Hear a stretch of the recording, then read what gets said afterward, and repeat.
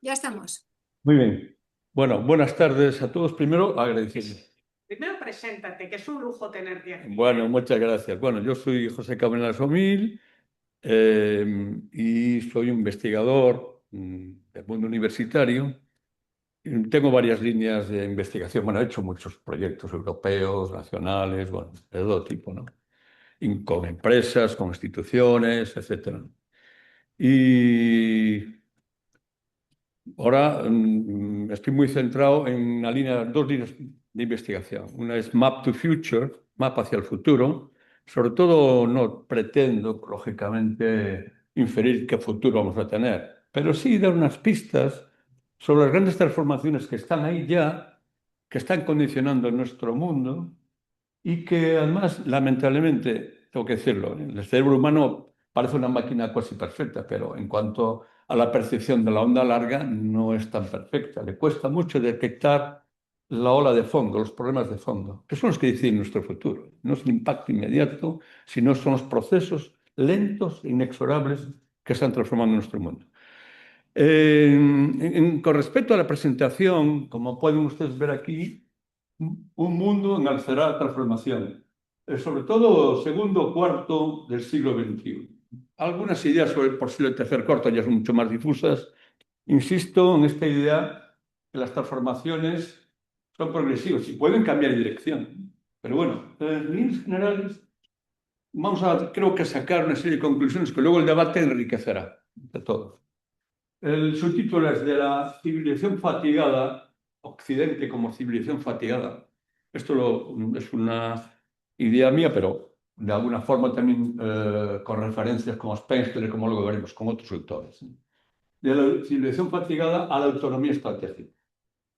Y las partes que tenemos para la presentación fundamentalmente son, primero, una reflexión sobre el mundo como institución en el segundo cuarto del siglo XXI, qué está sucediendo en el mundo, sobre Occidente, donde vamos a tocar qué pasa con Europa, Estados Unidos y las áreas occidentales del mundo occidental, eh, que hay una gran mayoría de autores que consideran que es un declive inevitable y que el declive es bastante más relevante de lo que parece y que además tendríamos que estar reaccionando y la mayoría de la sociedad pues se centra mucho en la onda corta, en lo inmediato, en la búsqueda de soluciones de muy corto plazo y con un pensamiento que lo vamos a criticar mucho, que es el posmodernismo, que nos lleva por muy mala dirección. ¿Eh? Luego, a continuación, Europa con grandes retos en el horizonte, qué retos fundamentales tenemos. Como me han pedido también que hablar de autonomía estratégica y defensa, pues voy a comentar sobre autonomía estratégica y defensa. Y finalmente, por supuesto, voy a proponer una serie de preguntas al aire que, sin perjuicio de cada cual, luego entre en el debate y entremos en profundidad. Bueno, agradecimientos. Muy agradecido. Bueno, la atención aquí en Orense es una atención maravillosa. Maribel Doval, la verdad que de 10, por no decir algo más. Manuel Blanco de la Junta, bueno, todos los apoyos, ayudas. Y también agradecido a la AEFE, la agencia, perdón, a la Asociación Federalistas de Europa, que creen en el modelo europeo, en las transformaciones que Europa puede hacer y debe hacer al futuro. Y también agradecidos a los que estéis al otro lado de la pantalla, en Alemania, en Inglaterra, y por supuesto a los que estéis aquí. Bueno, vamos a empezar, ¿eh? Vamos allá. Maribel va a mover. Está aquí un subtítulo, ¿no? El mundo, un segundo. El mundo es una institución, es un constructo humano.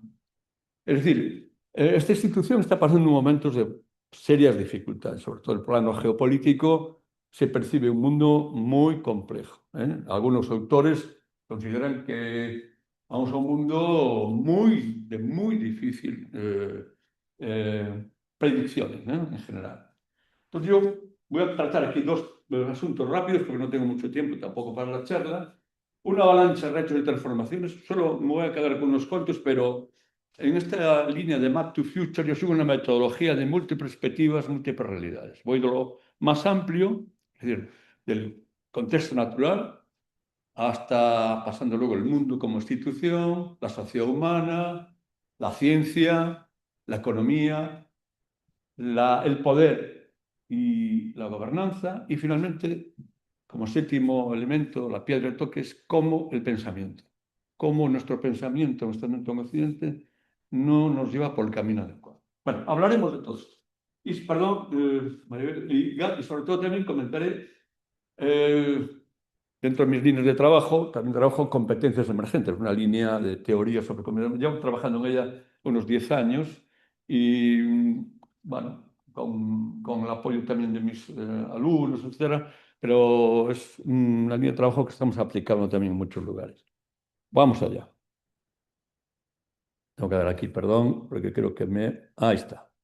No sé si se verá bien esta transparencia, es un poquito larga. Bueno, avalancha. Yo las he medido, en este caso tengo varios métodos, pero aquí aplica un método de impacto sobre 100. Magnitud del impacto, si es reversible o no, irreversibilidad, alcance a donde llega el impacto y si es sistémico, si se afecta a muchos elementos.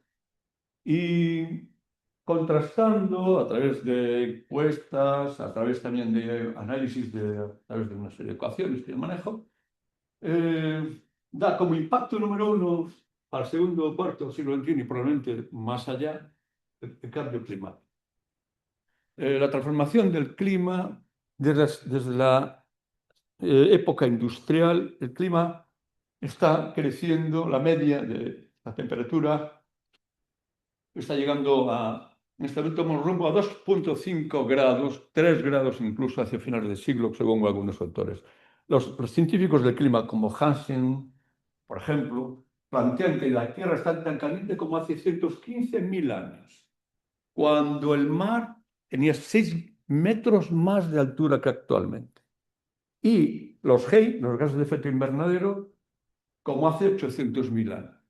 Es decir, tenemos un problema muy serio en esta dirección. ¿Qué sucede? Como he dicho al principio, el cerebro humano es una máquina que no detecta las emociones de fondo. Tengan ustedes en cuenta que la sociedad humana se ha forjado a través de huir de un animal por persecución o buscar alimento. Entonces, acciones de inmediatez y buscar soluciones. Tanto nuestro cerebro percibe muy mal la onda larga, los problemas de fondo. Pero en los modelos que luego vamos a comentar, la mayoría de la ciudadanía en países occidentales percibe un futuro peor para su sociedad. Un futuro peor en el sentido de un futuro de pérdida, como luego veremos, de calidad de vida, nivel de vida, etc. El segundo elemento de impacto bien alto, la inteligencia artificial. Yo he trabajado también, tengo varios artículos sobre esto, inteligencia del Dr. Jekyll o Mr. Hyde. Bueno, en cualquier caso, hay varias etapas. Estamos en la débil. En el mundo sajón se habla de la inteligencia artificial estrecha, así lo dicen. Y vamos a entrar, creo que en muy pocos años, en la general, cuando superemos la prueba de Turing. Es decir, las máquinas, cuando las máquinas superen la capacidad de la inteligencia humana. Por tanto, aquí tenemos grandes transformaciones también que nos van a exigir actuar como centauros, es decir, integrar la inteligencia artificial en nuestro ADN, entre comillas. Es decir, yo digo ser centauro. Ser centauro equivale a las 3 Cs, que son cerebro, corazón y creatividad, como la parte humana, pero con el caballo detrás o el exoesqueleto, si se quiere buscar otra alegoría, otra metáfora de la inteligencia artificial como elemento crítico, ¿no? Bueno, tengo que decir que los científicos del clima dicen 5 grados en el clima, posible desaparición de la especie humana, porque los impactos son 3 grados, posible desaparición de las grandes ciudades costeras. 3.000, claro, son procesos con cierta lentitud, pero a finales del siglo ya veremos cosas, o antes veremos cosas. ¿Qué pasa? Que nuestra generación es probable que no, pero nuestro ADN, que está en nuestros hijos y nuestros nietos, sí que es muy probable que lo perciba.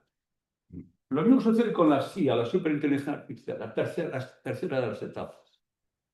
La superinteligencia artificial, que implica cuando las máquinas dominen todo el conocimiento científico y las habilidades humanas y sustituyan a lo humano, va a ser un momento también crítico para la humanidad. Ya lo está, empieza a ser, ¿eh? O sea, las cosas realmente los retos que tenemos por delante son muy relevantes. De todas formas, el punto 3, discordia creciente, es algo que estamos observando, ¿no?, en el mundo que estamos viviendo.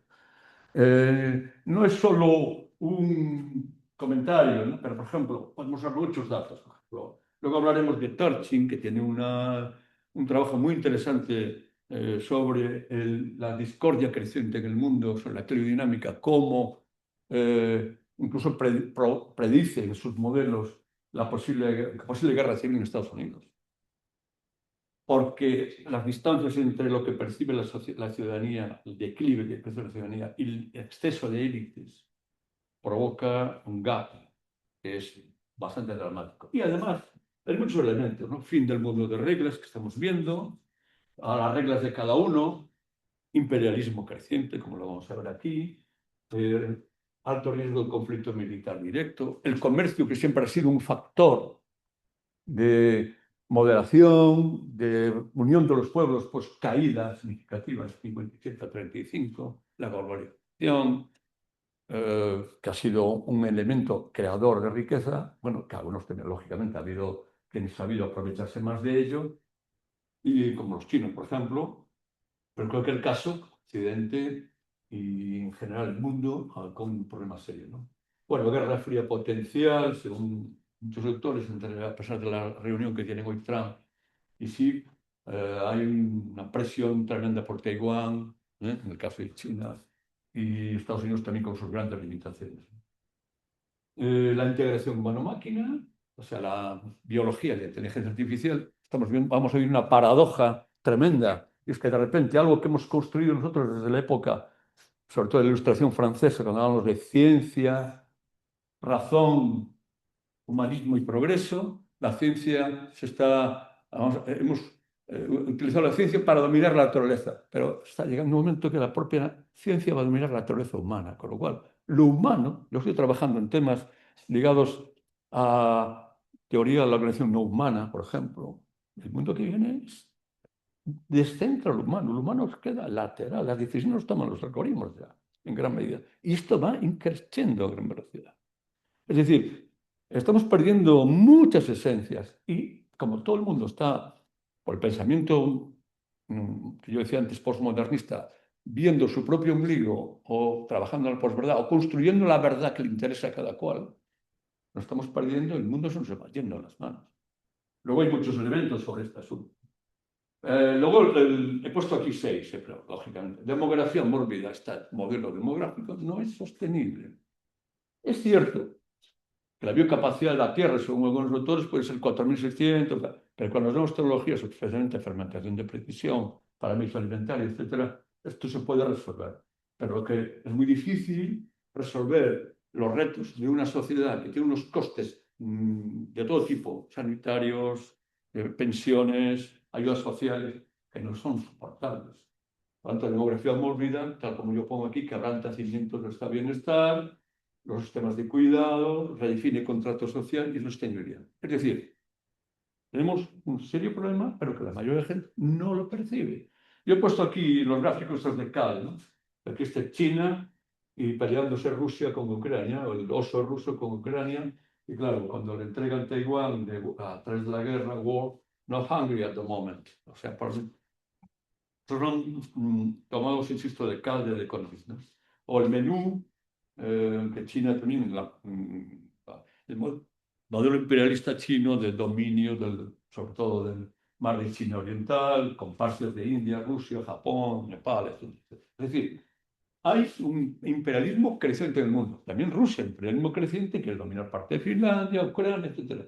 Pero me pregunto al público para luego comentar, ¿y en 2026 qué pretende Canadá, Groenlandia, el Canal de Panamá? ¿Qué potencia? Por tanto, hay otra potencia también que está jugando a este nivel. El problema, sí, sube un poquito, gracias. El problema es que el talento colectivo, yo mido el talento colectivo a través, bueno, otro modelo que tengo, perdón, se llama teoría de competencias emergentes, ¿no? La emergencia la mido analizando desde el punto de vista de cómo evoluciona el universo. El universo funciona por la disipación de energía, es decir, el esfuerzo. la capacidad de absorción de nuevos conocimientos. Yo eso lo llamo dirección de la transformación y esfuerzo para la transformación. No hay mucho esfuerzo por cambiar. El talento que desplegamos, fíjense ustedes, de 18 a 22, y estoy hablando de empresas, 18 a 22, es decir, no aprendemos. Aprendizaje colectivo, 0, 5. Prácticamente 0. Insuficiente. Nosotros creemos que los retos que tenemos encima nos tienen que llevar a un aprendizaje colectivo, o sea, lo que es talento necesario para competir y para crecer, para desarrollarnos, para que la humanidad ocupe el espacio que tiene que ocupar, 65 y 85. Es decir, renovar la visión que tenemos sobre el futuro. No es suficiente la mejora. La mejora, cambiar procedimientos, reglas, no llega para abordar los grandes retos que tenemos. Y lamentablemente el talento potencial, teniendo en cuenta las limitaciones de pensamiento y nuestras sociedades que se creen opulentas, además, está muy por debajo de lo que se necesita. Por eso nosotros tenemos que hacer un gran esfuerzo para abordar los grandes retos que tenemos en el horizonte. Y he puesto aquí algunos de los más relevantes, por supuesto, pero habría mucho más que decir. Segunda parte, de la decadencia occidente. Claves y enfoques de declive. ¿Por qué Occidente está en decadencia? Son multifactores, lógicamente no es un solo factor, pero realmente la caída de Occidente se explica de muchas formas. Gracias. Lo siento por la... Bueno, si ustedes empiezan, por ejemplo, a observar aquí, por ejemplo, anoto algunas ideas que ellos críticas en Occidente. La clase media, que ha sido la fuente crítica de igualdad social, de oportunidades sociales, ha sido un factor de estabilidad. Jesús, aquí no aparecen los números, pero esto es un gráfico de Piketty de 2016. Hace una proyección a 2050 y 2100. El 1% de la población mundial es el negro. Hace tiempo que ha superado el 1% de la población mundial a todos los recursos que tiene la clase media mundial. Y en el 2100, el 0,1 alcanzará a toda la clase media mundial. Por lo tanto, vamos a unas sociedades superélites. Cuando hay muchas élites y esas élites marcan en el poder y son extractivas, o la sociedad percibe como extractiva, y la sociedad en conjunto tiene futuro, estamos metiendo los ingredientes para un problema serio, cáncer. Por otra parte, Occidente se lo ha tomado después, sobre todo, de la globalización, los años de la revolución, 70, 80 y 90. En Occidente tenemos un pensamiento muy cortoplacista también. Si no tenemos resultados en un año, pues ya nos ponemos nerviosos. En China, por ejemplo, tienen planes quinquenales, planes que van a un medio largo recorrido, un horizonte más largo, como es lógico. Entonces hemos sustituido la desindustrialización, o sea, quiere decir la industria, por los servicios financieros. Invertimos en bolsa, como si eso creara riqueza. Claro, lo que crea es pues una riqueza ficticia. Es decir, se obtiene más dinero jugando al casino, en la bolsa, que a través de la industria. De acuerdo con el modelo también de Piketty. Es decir, un mundo nos hemos nosotros mismos pegado entre los pies, me refiero a Occidente. Con lo cual, tenemos que empezar a reaccionar. Además, si queremos una defensa autónoma o ser autónomos, la industrialización es un factor crítico, sobre todo en los tiempos que vivimos. Percepción de peor futuro, la caliodinámica de Tarski que decía, la sociedad, ¿por qué surge un fenómeno como Trump en Estados Unidos? Porque le promete a un país que está en declive, como estamos viendo ahí, Make America Great Again. Y claro, cuando estás en declive, pues y sobre todo, como hemos hablado en la charla, si la otra parte tampoco lo hace muy bien, pues el desastre está salido. Pero fíjense, como Estados Unidos, que era el 50%, al final de la Segunda Guerra Mundial, el 50% del PIB mundial. En este momento depende de cómo midamos el PIB, pero estamos en torno al 20 y poco, muy poco, pero fíjense, la proyección para 2060, 14,55, según la OCDE. Es decir, hay muchos gallos en el corral. Y siempre, de acuerdo con algunos autores que veremos luego, siempre que ha habido un ascenso de otro hegemón, los conflictos son inevitables. Eso lo dice la historia. Por lo tanto, debemos aprender y a actuar en consecuencia. Bueno, desgaste cultural, pérdida de confianza institucional, de alguna forma la política no como respuesta, sino a veces como polarizar a la ciudadanía y no permitir el pensamiento crítico. Si piensas de una manera diferente, ya no eres de los míos, estás en contra de mí. O sea, es una sociedad muy infantilizada la que tenemos detrás, donde solo los derechos, pero los deberes. Es decir, hemos parido el norte en muchas cosas y es el momento de empezar a reaccionar. Lo que ocurre es que la mayoría de la gente también se siente relativamente cómoda. En la transparencia se puede ver cómo luego tomo un dibujo de Cal.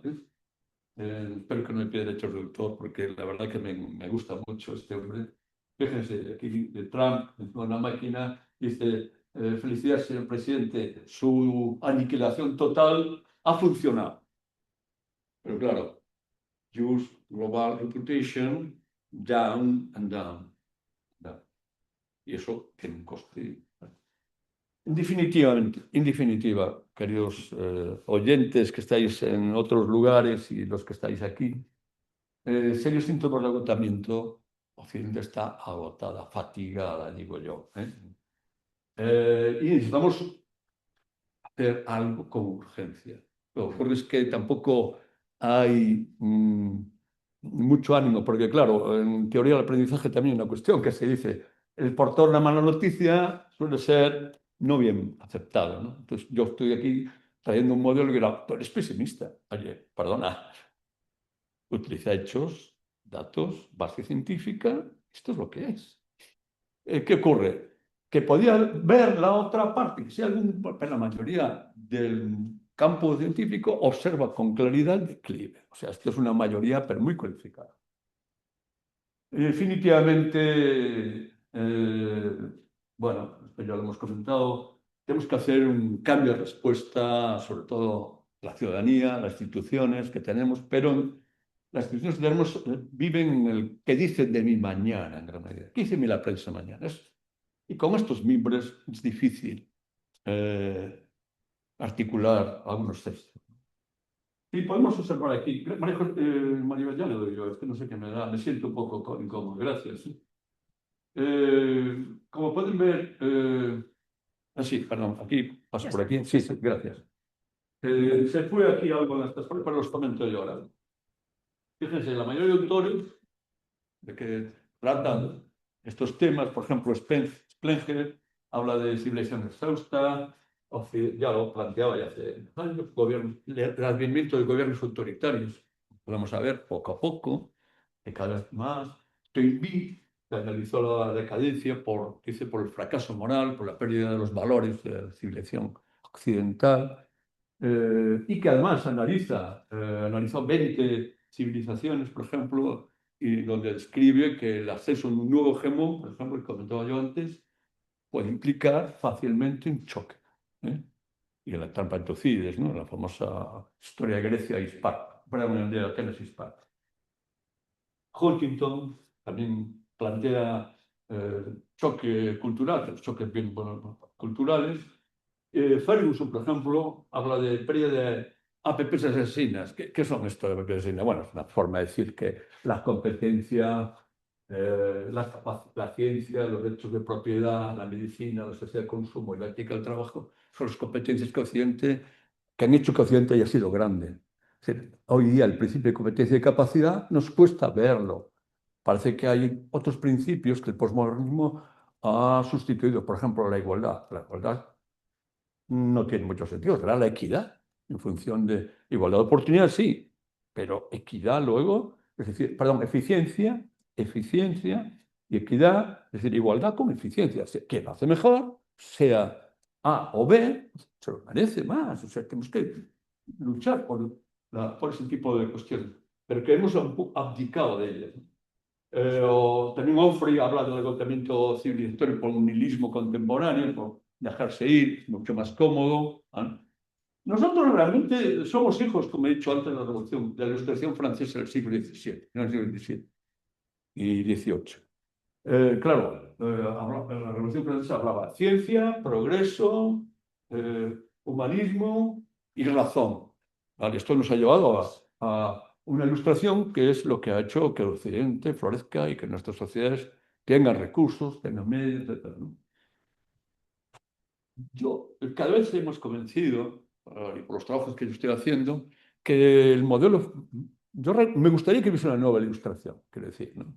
Y para la nueva ilustración yo manejo esas seis perspectivas, ¿no? Entre ellas ya no solo ciencia, sino también tenemos que incorporar como, por ejemplo, abordar los retos que tenemos del institución mundo, por supuesto, pero también del contexto natural. Es decir, tenemos que renovar nuestra proyección hacia el contexto natural. Os voy a dar un dato que quizás es un poco mordedor. El IPCC de la ONU plantea que los cambios de la atmósfera no son enmendables, al menos con las tecnologías actuales. Se tardaría miles de años en cambiar las reglas de juego. Es decir, que los daños, en gran medida, parecen irreversibles, según los científicos. Es decir, tenemos muchos retos por delante, pero no los estamos afrontando. Y, por supuesto, tenemos un horizonte que vamos a hablar del poshumanismo y cómo abordar estas grandes transformaciones, por lo cual yo planteo la necesidad de una nueva ilustración, pero a ver cuál es el rol de los algoritmos, la inteligencia artificial, que está ocupando ya un espacio muy considerable. Avanzo un poquito aquí, perdón, aquí y avanzo también aquí. Pasamos a la tercera parte porque me han pedido brevedad y uno tiene debilidades porque todo lo que hay que decir es mucho, pero tengo que decirlo en un tiempo limitado, como es lógico también, ¿no? Bueno, Europa. Grandes retos en el horizonte. Europa, un enano desde el punto de vista político. Y cada vez, bueno, parece un poquito lamentable la situación. Europa tiene que reaccionar sí o sí, si no, se lo juega todo. Y serias dificultades para abordarlo, sobre todo por la configuración que tenemos. Europa se enfrenta a una gran transformación, un cambio en paradigma. De un mundo normativo, hay normas, hay reglas, instituciones, FMI, etcétera, a un mundo donde cada uno hago lo que quiero. Y además lo exijo o lo impongo por la fuerza. Nosotros vamos a un mundo coercitivo. Europa ha vivido muy cómoda siendo otro que nos haya defendido. Por eso yo planteo el fin y dividendo de la paz tras la Segunda Guerra Mundial. En este momento, los Estados Unidos nos consideran más rival que socio que aliado. Esto se percibe claramente. Y no parece que solo sea Trump, sino las élites americanas perciben un futuro complicado. Fíjense ustedes, si observan los datos del déficit americano, en este momento el déficit llega a 7 y algo por ciento este año. Camina a 120 y tantos por ciento de deuda sobre el PIB, pero a finales de 2050 se percibe 150% de deuda sobre el PIB. Es decir, una sociedad muy endeudada, como también la europea, ¿eh? También tenemos un nivel de deuda muy importante. Por lo tanto, esa deuda es un lastre de cada sociedad. La nueva realidad de este mundo, donde también hay una dependencia tecnológica, Europa es una dependencia tecnológica en los modelos de inteligencia artificial, por ejemplo, o en otras ciencias, se ha dejado ir. O sea, los modelos, nosotros lo comentamos en la comida hoy, algunas áreas donde Europa era dominante, como por ejemplo la industria automóvil, el caso de Alemania, claro, el modelo de ingeniería industrial ligado a procesos industriales, claro, no ha podido soportar la transformación de unas tecnologías nuevas, sobre todo al automóvil. Ahora nosotros ya le llamamos movilidad avanzada y extendida, hibridada con área espacial y aeronáutica, pero muy centrada también en ACES en inglés, ¿no? Autónomo, conectado, eléctrico y share, compartido. Esto Europa no lo ha visto.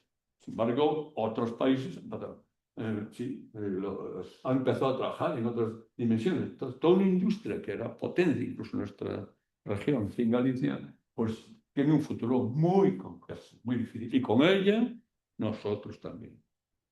Por lo tanto, tenemos que empezar a pensar como adultos. Y esta idea de sí a la paz, pero la paz, ya lo decían los romanos, si vis pacem para bellum. Si quieres paz, prepárate para la guerra. Y luego esta dicotomía del buenismo de Rousseau, decía, la gente es buena por naturaleza y la sociedad la hace mala. Pero probablemente tenga mucho más razón Hobbes por los hechos, cuando dice, el gran Leviatán, cuando dice el estado natural de las personas es el conflicto. Pero el conflicto tiene dos partes. Una parte que es impulsar la transformación y otra parte que es, claro, de agresividad, ¿vale? Pero hay que canalizar la agresividad. Por eso Hobbes hablaba del gran Leviatán, es decir, el soberano o la ley para canalizar el conflicto. Pero bueno, en cualquier caso, las nuevas realidades nos llevan a la necesidad de empezar a reflexionar en la defensa común. Y por lo tanto, inevitablemente necesitamos más integración política, energética, control de migraciones, tecnológica, etcétera, etcétera. Es decir, que tenemos que pedir más allá del PIB y la competitividad y lo que llamamos Comisión Económica Europea, que aún no lo escuché, bueno, perdón, la Comunidad Económica Europea. Y tenemos que ir a una unión mucho más fuerte y si no, nuestro futuro lo va realmente a sufrir, ¿no? Entonces, en gran medida, la defensa se convierte en un imperativo crítico para abordar los nuevos tiempos. Es decir, defensa bajo la óptica de yo quiero jugar un rol y ante las amenazas que tengo, por ejemplo, Rusia quiere parte de Finlandia, una parte importante de Finlandia, o Ucrania, o parte de Polonia, y progresivamente dominar el resto. Bueno, pues oye, pues no, o los Estados Unidos que quiere Groenlandia, o sea, porque me apetece, ¿no? Quiere decir que vamos a un mundo donde se utiliza esta palabra que a mí no me gusta mucho, pero bueno, viene, sobre todo lo han utilizado mucho en tecnología de materiales, que es la resiliencia, ¿no? Cuando un material puede volver a recuperar sus posiciones anteriores. Pero la resiliencia que estamos hablando es 2.0, ya no es resistir, es prepararse para lo inimaginable que está aquí encima. Ya está aquí. En muchos factores vamos a tener un cambio muy, muy importante. Por tanto, Europa tiene que jugar un nuevo rol en el mundo, reactivar su papel y sus valores, pero no bajo la óptica de la supremacía de Occidente. Es que todo el mundo quiere copiar mis valores. No, cada uno tiene sus valores. Respetemos los valores de los demás, pero también seamos solidarios, ayudemos, compartamos y, por supuesto, exijamos a los demás cierta respuesta similar, ¿no? Simétrica, quiere decir. Entrando en lo que realmente se plantea también de cómo abordar la defensa, y ya también Manuel, ya también lo había comentado en otro momento, Europa gasta bastante dinero en defensa. ¿Qué pasa? Que ahora se pretende ir a un 3% y 2% de en infraestructuras, pero en este momento, en 2025 ya gastó 400.000 millones de euros, o sea, el 2.15, ¿vale? Del PIB. Y el 75 de los estados superan el 2%, casi el doble que hace 4 años. ¿Qué pasa? Que venimos de un modelo que vemos aquí, ¿vale? Eh, claro, bueno, no aparece aquí, pero en algún sitio, luego lo veremos, que los sistemas de armas europeos tenemos ciento y largos sistemas de armas, cuando en Estados Unidos tienen, por ejemplo, 32. Luego no tenemos una industria para apoyar la defensa. Por lo tanto, las actuaciones de mayor relevancia y que se están configurando progresivamente hablan de una iniciativa europea de defensa contra drones, vigilancia del flanco sur, respuestas sobre los retos y defensa aérea y defensa espacial conjunta y que a final de 2027 al menos el 40% de las compras tienen que ser conjuntas. Y no necesariamente a la industria americana, sino a la industria europea, que tiene que moverse. Es verdad que está habiendo ya movimientos importantes de inversión en el mundo de defensa, pero probablemente aún falte mucho camino por hacer. Aquí se habla, bueno, de grandes, bueno, fondos. Este año incluso se pretendería, bueno, los próximos años se pretendería llegar a cifras significativas. Hay que tener en cuenta que Estados Unidos, por ejemplo, ha superado la barrera de los 800.000, va camino del billón y algo en gasto en defensa. Esto implica que vamos a un mundo más difícil, más problemático, de gatillo fácil, ¿no? Entonces el buenismo, el infantilismo social de pensar que la paz y todas estas cositas que están muy bien, pero hay que ganarse, ¿vale? Entonces, paso al punto 4 para no saturar mucho, porque mi tiempo, insisto, que es limitado. Europa, la autonomía estratégica y la defensa. He tomado esta transparencia donde habla de que ahora la defensa, claro, ya no es solo drones y misiles y cosas más cosas. Realmente es propaganda, mentira, dominio de los ciberespacio, bueno, muchos elementos, distorsión, etcétera, que hay que considerar y hay que atender, porque la guerra ya tiene muchas facetas y estamos siendo objeto de muchos sabotajes y muchas actuaciones eh, muy amplias y distintas. Para entrar un poquito más en detalles de la autonomía estratégica y simplemente tocando algunas ideas de fondo, luego, lógicamente, para esto habría que dedicar muchas sesiones, pero la autonomía estratégica de la Unión Europea, considerando que la paz, viviendo la paz, y que Alemania ya empieza a dar, pero está actuando a gran velocidad, claro, Alemania está actuando pero también reduciendo gasto social. Es que no hay recursos como para poder aprobar todas las cosas. Entonces, ¿cómo buscamos un equilibrio entre lo social y nuestras necesidades de defensa? ¿Vale? Nuestras necesidades en ciencia. No es fácil, pero hay que buscar también el apoyo de la ciudadanía y, por tanto, no se puede tampoco ir ahora un balanceo brutal en otra dirección, ¿no? Bueno, pero la defensa en Europa tiene sentido bajo la óptica de los tratados. Yo he recuperado algunos artículos aquí de los tratados y, por supuesto, política común de seguridad, política, bueno, aquí aparecen todas las siglas, ¿no? Política colectiva de seguridad y defensa, cooperación estructurada, capacidad militar de planificación. Esto viene reflejado en todos los artículos que aparecen ahí, la transparencia. El 4.2, 42, perdón, para PCSD, el 42.7 defensa mutua, etcétera, etcétera, ¿no? Y una serie de conceptos nuevos que es conveniente abordar. En cualquier caso, el libro blanco de defensa del segundo semestre de 2025 ya plantea empezar a gastar los gastos. La cifra que decía antes, en Europa hay 178 sistemas de armas, frente a 30 en Estados Unidos. Esto es irracional. Y no podemos comprar solo y depender de tecnologías de otros países. Por lo tanto, necesitamos mejor gasto, no solo más gasto, sino sobre todo mejor gasto. Y también llegar a los 800.000, más o menos, millones de euros, que es la cifra que parece inevitable llegar a ella, ¿no? Despliegue rápido, una base industrial, como decía antes, y tecnología autónoma, resiliencia social, la sociedad empieza a entender que la realidad es mucho más compleja, no es tan simple.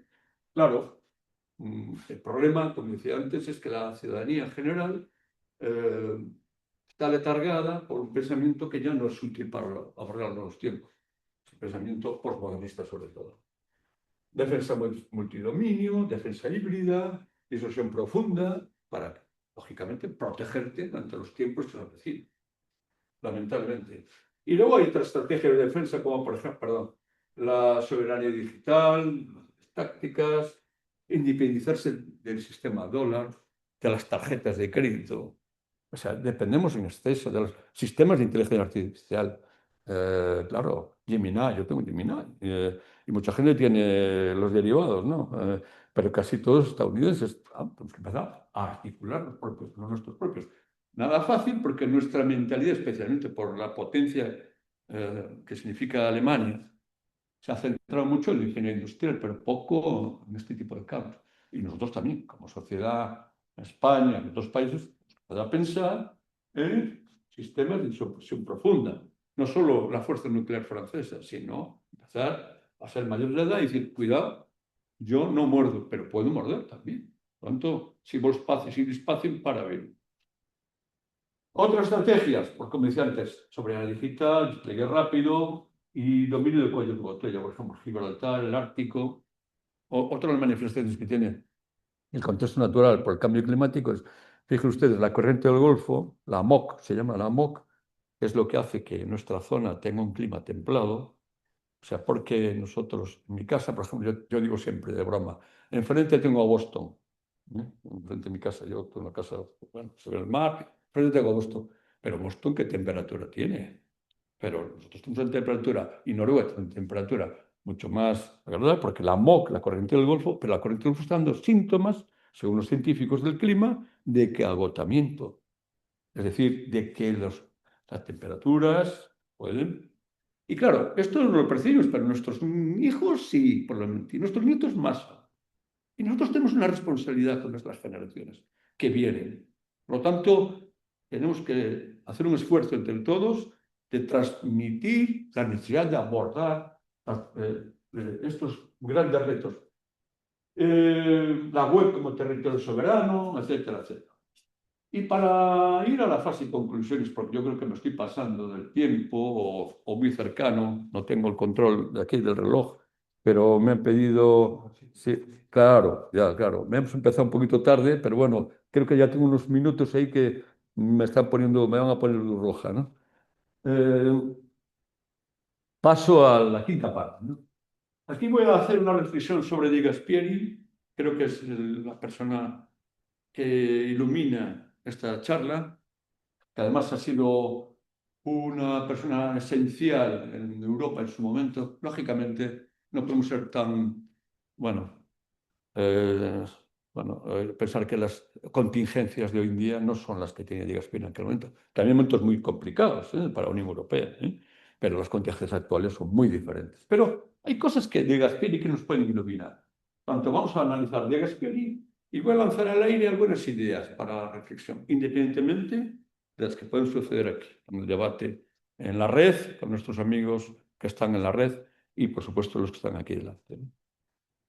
Bueno, Di Gasperi,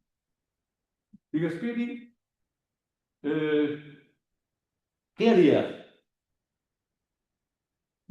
A mí, por lo que yo he investigado sobre este hombre, que me parece una figura muy interesante y clave en la construcción europea, y también en Italia, un elemento fundamental para el desarrollo y el papel de Italia en el mundo, pero también en la Unión Europea sobre todo, yo creo que se preguntaría, ¿para qué sirvió hoy la Unión Europea? Yo creo que es una pregunta muy relevante. Es verdad que sirve para muchas cosas. Yo creo que Europa es una fuente crítica para nuestro futuro y de hecho Europa es un paraguas en todos los sentidos, en todas las direcciones. Pero hay que ir más allá y hay que hablar, plantear, o plantearía, yo creo que Di Gasperi diría, necesitamos una autonomía compartida, bienestar, seguridad y defensa, bienestar ciudadano. No podemos olvidar la ciudadanía. Bienestar, seguridad y defensa que conecte con los ciudadanos. Di Gasperi también plantearía, porque ya lo dijo también, un ejército común, una Europa de la defensa. Y alianzas estratégicas, estrategias tecnológicas, por supuesto, con otras áreas del mundo, pero en un diálogo de igual a igual, de valores compartidos y de ayudas mutuas, que conecten ciudadanos con...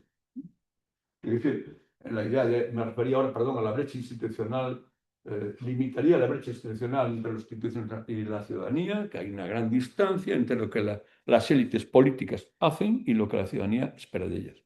En cualquier caso, la sociedad en general está bastante adormecida en los tiempos que vivimos. Y gran parte del problema está en la sociedad más que en la política, porque la política al final no son extraterrestres, salen de aquí, de nuestro común.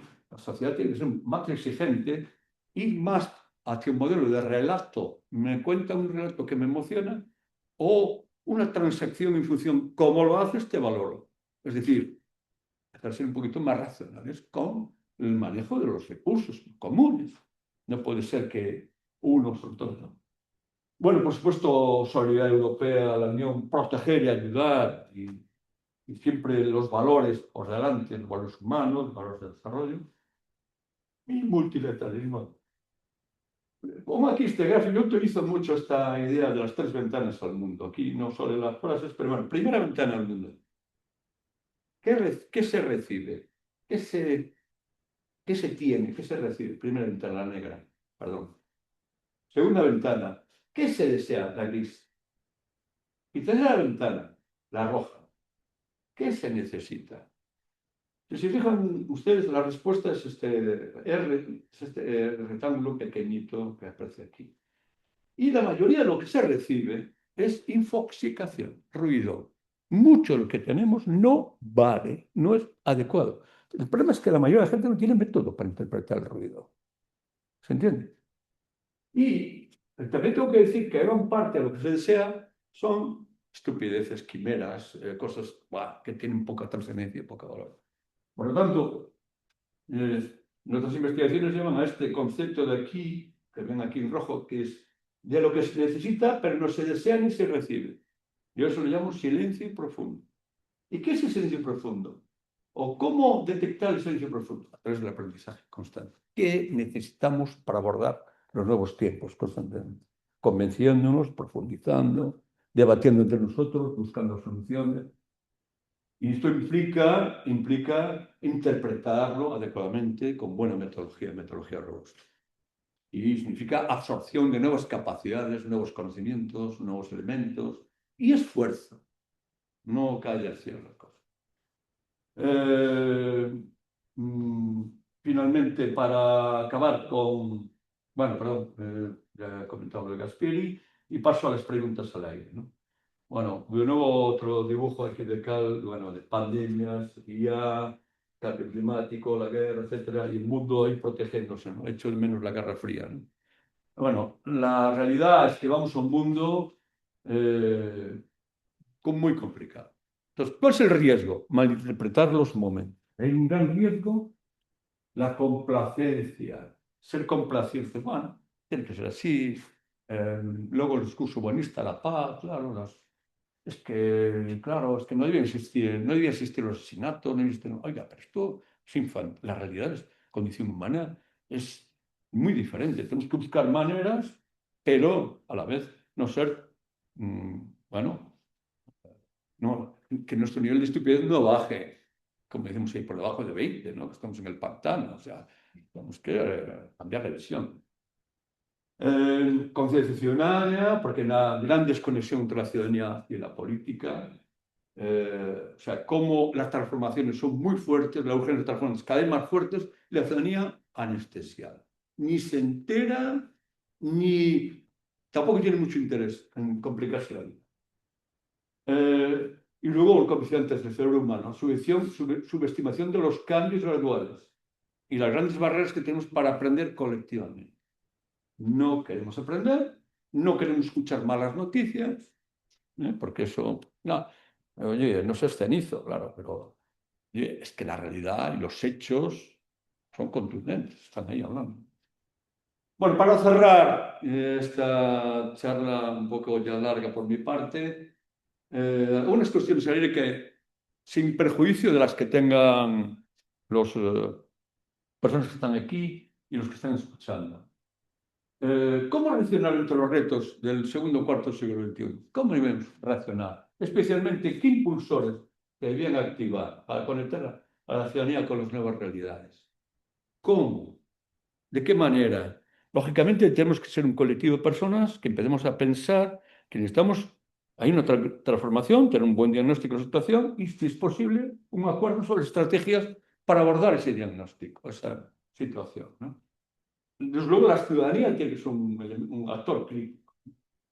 ¿Cómo abordar las limitaciones de un pensamiento obsoleto, que es el que tenemos en este momento? Tenemos un pensamiento, insisto, fruto del posmodernismo, Jacques Derrida, Lyotard, Foucault, incluso Bauman, pero de otra manera, han colonizado las universidades americanas y han potenciado el wokismo, el DEI y tal, y en Europa también. Entonces, la verdad es una verdad construida que no es una realidad. Se construye una serie de verdades que son agradables a nivel individual, al yo personal, pero no al colectivo.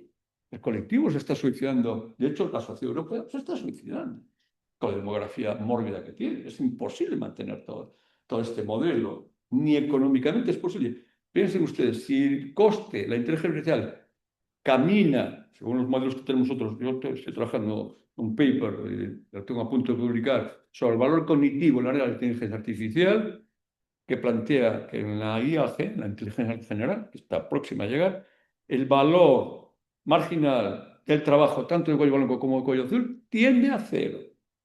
A ver cómo se financian los países, los estados. Y cómo abordar el reto.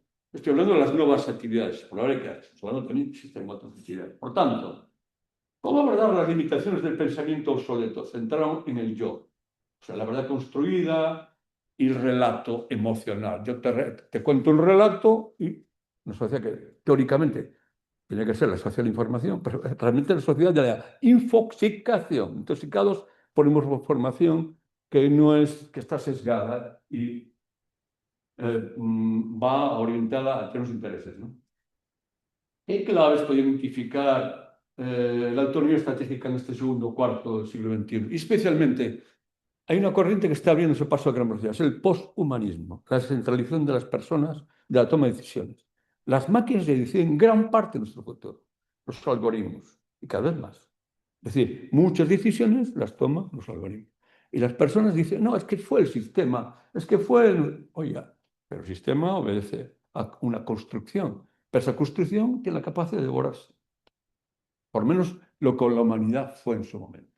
Estamos en un momento de grandes retos, grandes transformaciones, necesitamos pensamiento a esa altura. Por eso me he permitido añadir aquí este dicho latín que yo añadí la segunda parte. Carpe diem, vale, vive el momento, disfruta, ¿sabes?, de la vida, pero cuida tu futuro, que realmente no es futuro, es presente continuo, ¿eh?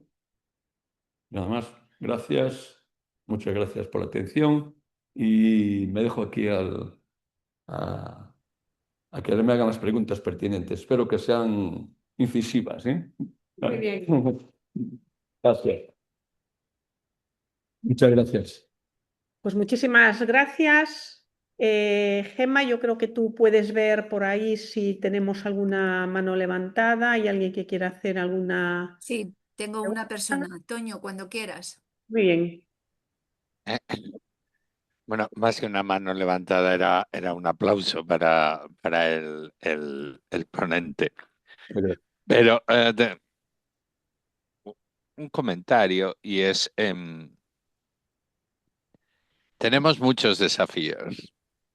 Tenemos cambio climático, tenemos un mundo cada vez más conflictivo, tenemos un mundo en el que la emergencia de la inteligencia artificial y otras tecnologías pues es un reto al que los distintos países y bloques están respondiendo de manera desigual.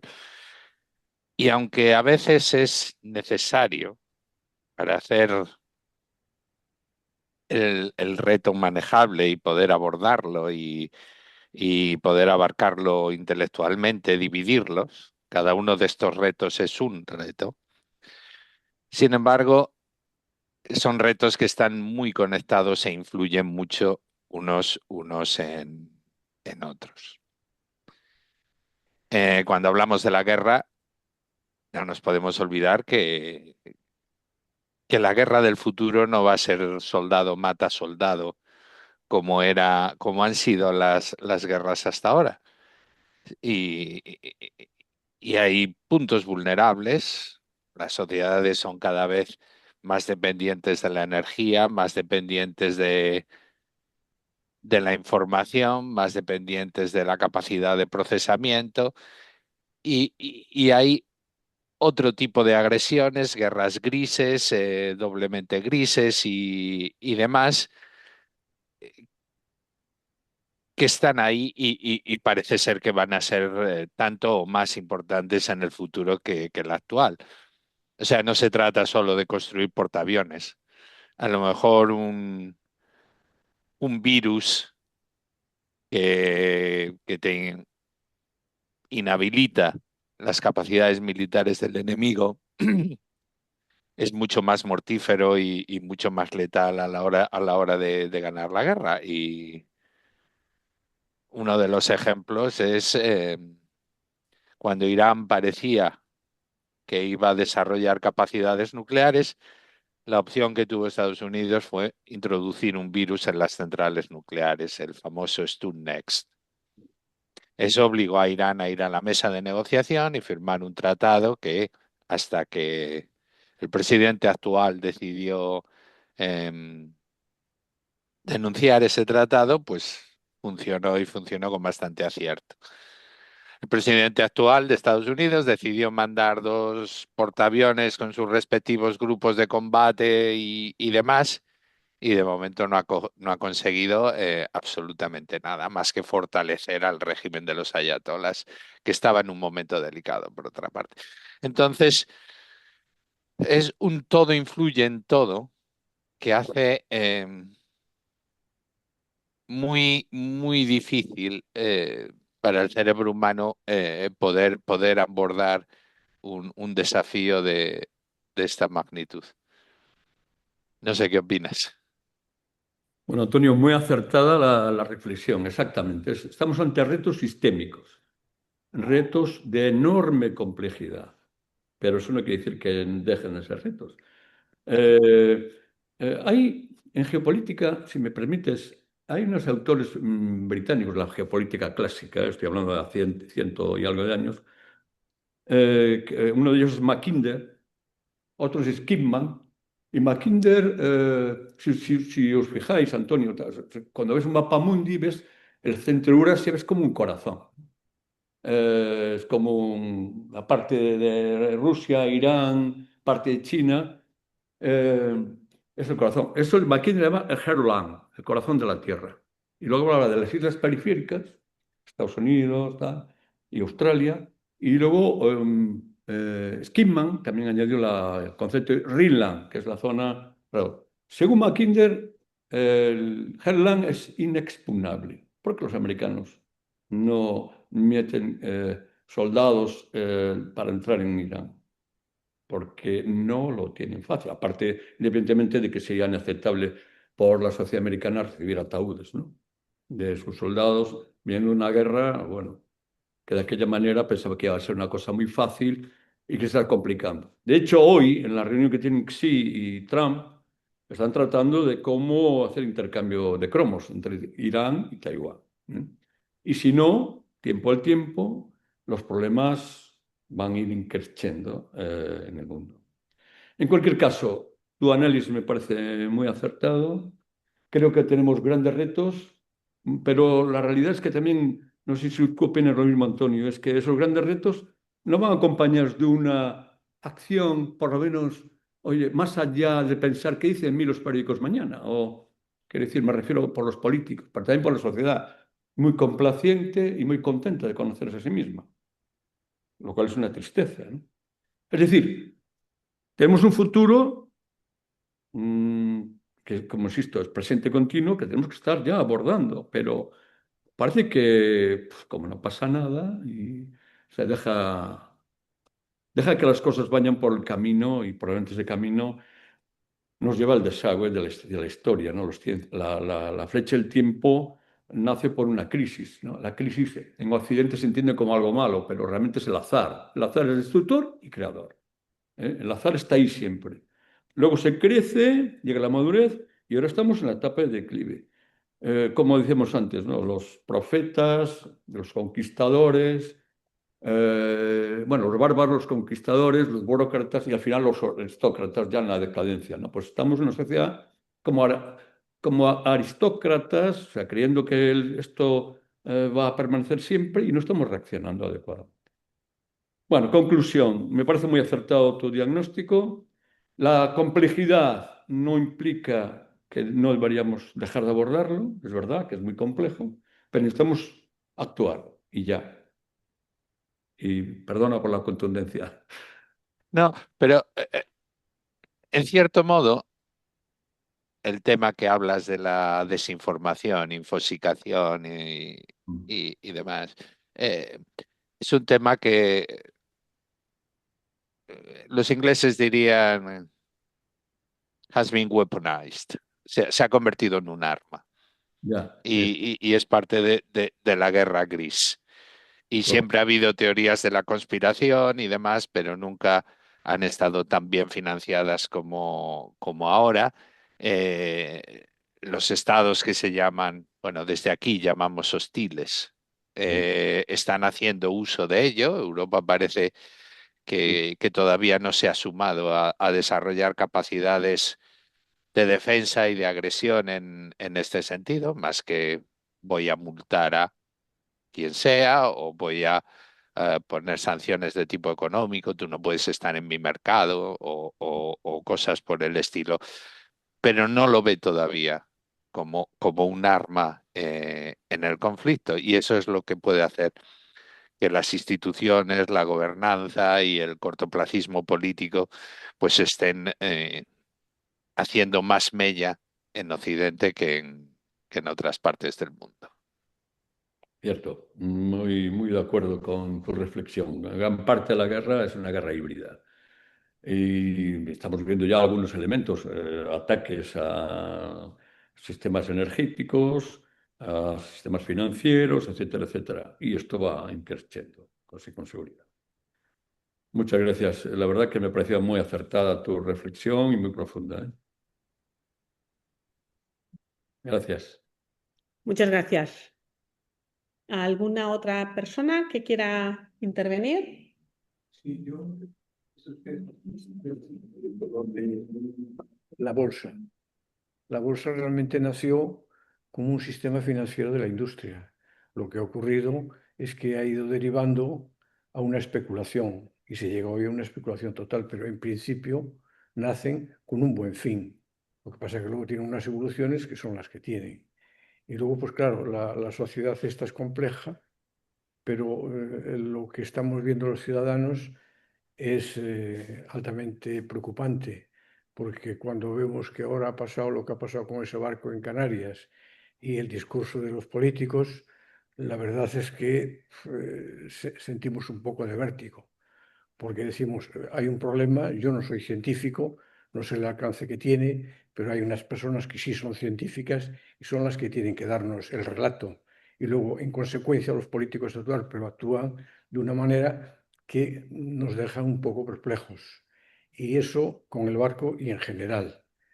Por ejemplo, la industria europea, en un momento determinado, por una codicia, lo que hizo fue dar una transferencia de tecnologías a una serie de países para que sus beneficios fueran mayores y en este momento lo estamos pagando y lo seguiremos pagando. Y ellos han cogido el testigo en un punto y han avanzado y esto es lo que han cogido es el dinero. Entonces, ahora ponernos a la altura de esos señores en estas tecnologías es complejo. Luego, en el mundo de la energía, los países que no tienen una serie de recursos, como es China, no tiene petróleo, Japón no tiene petróleo, hacen un desarrollo más armónico y de forma eficiente para poder tener energía sin depender de terceros. Pero eso es difícil porque hay una serie de países en el mundo que a través de una serie de grandes empresas, como ustedes saben, van manejando los hilos para que esas dependencias sigan y obstruyendo lo que es el poder despegar y romper esos hilos. O sea que el tema es muy complejo y es lo que usted de alguna manera ha dicho. Y en cuanto al sistema militar, claro, es lo que usted dijo, no es soldado contra soldado disparando. Hoy hay una serie de tecnologías que son las que van a mandar y las debilidades de los países en función de cómo tienen establecido sus sistemas de energía. Por ejemplo, un país como que tenga bastantes energías renovables es muy importante a la hora de establecer el precio de la energía, pero es un país también con una gran exposición a que terceros países en un momento determinado hagan que eso caiga y te quedes a oscuras. Entonces, el buscarle soluciones a todas estas cosas, las empresas no se lo van a buscar. Pero si los que se lo tienen que buscar, de alguna manera, dependen de esas personas, va a ser difícil resolver eso. Va a ser difícil. Lo vemos, por ejemplo, con los coches eléctricos. Desde que ha salido el coche eléctrico, pues es todo a tirar contra el... Tiene sus defectos, tiene que evolucionar, qué duda cabe. El ferrocarril también cuando empezó, de Orense a Vigo, tenía que echar agua 4 o 5 veces. Pero la tecnología ha ido avanzando y llegó un momento que esas mismas máquinas podían ir de Vigo a Madrid echando agua una vez o ninguna. O sea, quiero decir que, pero muchas veces no se deja hacer ese desarrollo porque hay un interés en que no se desarrolle. Y de ahí viene una serie de complejidades. Y hay otros países que no tienen esa complejidad porque marcan una línea, marcan unos objetivos y persiguen esos objetivos y es difícil que haya alguien que se oponga a esos objetivos. Si esos objetivos son unos objetivos justos, pues se llega a buen puerto. Si son injustos, pues se llega a donde se llega, como llegamos nosotros. Pero estoy de acuerdo con usted en lo que ha dicho. Bueno, también muy acertadas las reflexiones. Vamos a ver, el primer punto era la bolsa. Fíjense ustedes, la bolsa americana en este momento tiene un PER 42. ¿Qué significa eso del PER 42? Price Earning Ratio, es decir, cuánto vale la bolsa en función del valor de las acciones, es decir, 42, cuando lo normal sería 18, 20, o sea, está hipervalorada. Es decir, la bolsa se ha convertido en un casino. Es un casino. Sí que es un elemento de financiación de las empresas, pero ahora es un juego el casino. Claro, lo que dice Piketty es preferir invertir en financiero porque gana mucho más que si invierte en industrial. Por eso aquí nos hemos dedicado a la economía financiera, pero la economía financiera es especulativa, en este caso. Pero se ha llegado al extremo, Claro. incluso de jugar con futuros. Correcto. Pero son futuros que son de influencia Especulativa. especulativa. Correcto. Por lo tanto, estamos hablando de que si se tiene una confianza en el sistema va adelante. Pero si en un momento se pierde la confianza en todo ese circo, se viene todo abajo. Correcto. O sea que es todo unos naipes puestos ahí, una inestabilidad que nada que se le toque así se viene todo. Está claro. Mire, en este momento la economía, le llama Douglas la economía FIRE, del fuego, ¿no? FIRE es Finance, Insurance and Real Estate, es decir, financiera, sobre todo, algo de seguros y algo de inmobiliario, ¿no? Real Estate. Él llama la economía del fuego, porque es una economía, según él, que no es generadora suficiente riqueza y que la industria lo es. Pero si vemos, por ejemplo, observamos cómo en 1929 el crash, en este momento la economía del fuego supera el crash del 29. En porcentaje, quiero decir. Es decir, que las bolsas, o sea, es jugar al casino. Claro, a mí me gusta jugar en base a fundamental, es decir, esta empresa tiene unos resultados, va a invertir, tiene una estrategia, no sé qué, invierto en ella. Pero en la especulación, hombre, a ver, sobre todo los que nos ha costado ganar algunos dineros a través de nuestro esfuerzo personal, o sea, jugar al casino no es una tarea fácil. Con respecto a las dependencias, sí. El egoísmo occidental con la globalización, que era una buena idea, pero ha llegado a la industria, sobre todo a algunos países, entre ellos China. Y claro, China es una sociedad milenaria, una sociedad que nació ayer, muy capaz, con capacidad de sacrificio. Y estamos llegando a la paradoja que los sistemas autoritarios, por ejemplo, como el chino, superan a las democracias occidentales. Entonces, algo estamos haciendo mal. Es decir, ellos plantean horizontes de 5 años, planes quinquenales, 10 años vista. Nosotros, a los 6 meses, como no hay resultados, ya tienes que irte a la... Correcto. Pero no le ponemos sí. No, porque la sociedad está... Y ellos analizan lo que hacen, claro, lo que les sale bien y lo que les sale mal. Porque, entre otras... Perdón, el nombre... No. Mi nombre es Elías. Elías, mucho gusto. Elías, uno de los problemas es que nuestra sociedad, en gran medida, ha optado por cosas bastante absurdas. Por ejemplo, son los más capaces los que ocupan los espacios, toman decisiones críticas para el país. Bueno, cualquiera que observe un poquito, observa que el principio de competencia y capacidad se ha perdido. O sea, absolutamente. No importa, como decían aquel chascarrillo sobre los vascos que decían, oye, ¿sabes que UGG ha costado 10 millones? No importa, si mete goles. O sea, aquí no tenemos una medida seria de lo que es resolver las cosas con eficacia, con eficiencia, con satisfacción colectiva. Además, tenemos otro factor. Hay una ecuación que yo también utilizo mucho, que es la ecuación del cambio de Gleicher, Becker y Harris, que dice que las organizaciones cambian, las sociedades cambian. Bueno, y si no cambian, no tienen futuro. O sea, el futuro es una frase mía, lo que dice, está ligado a la capacidad de transformación. Si no lo transformas, no tienes futuro. Pero Gleicher, Becker y Harris hablan de la ecuación del cambio, ¿no? Y dicen, insatisfacción por visión nueva del futuro, por pasos hacia el futuro, que se puede equivocar en parte de esos pasos, ¿no? Mayor que la resistencia al cambio, ¿vale? Pero esta es una sociedad muy satisfecha. Si la primera ecuación, parte de la ecuación es cero, todo lo demás es cero. La gente es satisfecha. Mi pensión, mi no sé qué, mi. pero resulta que nuestra pensión depende de muchas cosas. Sí, pero es que esto Claro. no ha ocurrido en una semana.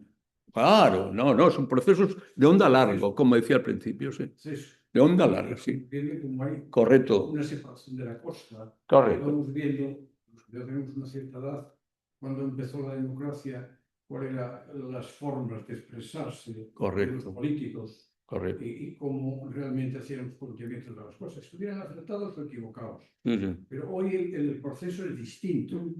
Se llega, hay una especie de barbarie en incluso cómo se dirigen unos a otros. Lo vemos en esta falta de educación, de todo.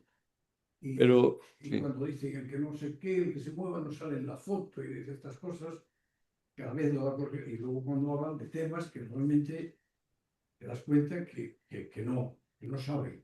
Y yo entiendo que un político de un cierto nivel tiene que tener asesores. Correcto. Entonces digo yo, pero los asesores le dirán, oiga, mire usted, que no sé si es que realmente no los tienen, o si no lo sé, o les tienen miedo, pero también puede ser. Si le digan, Mire, en teoría, sí, Elías, en teoría de aprendizaje hay dos cuestiones. Una primera, matar al mensajero. El portador de la mala noticia no es bienvenido. Y la sociedad nuestra y la política en general no quieren malas noticias. La sociedad, de hecho, tú si planteas alguna cosa y dices, bueno, ya estás de cenizo o ya estás, y se son derechos. Ya. Segunda cuestión, también en teoría de aprendizaje. En teoría de aprendizaje se habla del enemigo externo. Es que la política no está fuera de la sociedad, es la sociedad la responsable de todo esto. ¿Somos mayores de edad o no? O sea, la política no son marcianos, como comentábamos antes, son parte de nuestra edad. Es que ¿quiénes van los? Claro, van a ir los mejores. sí,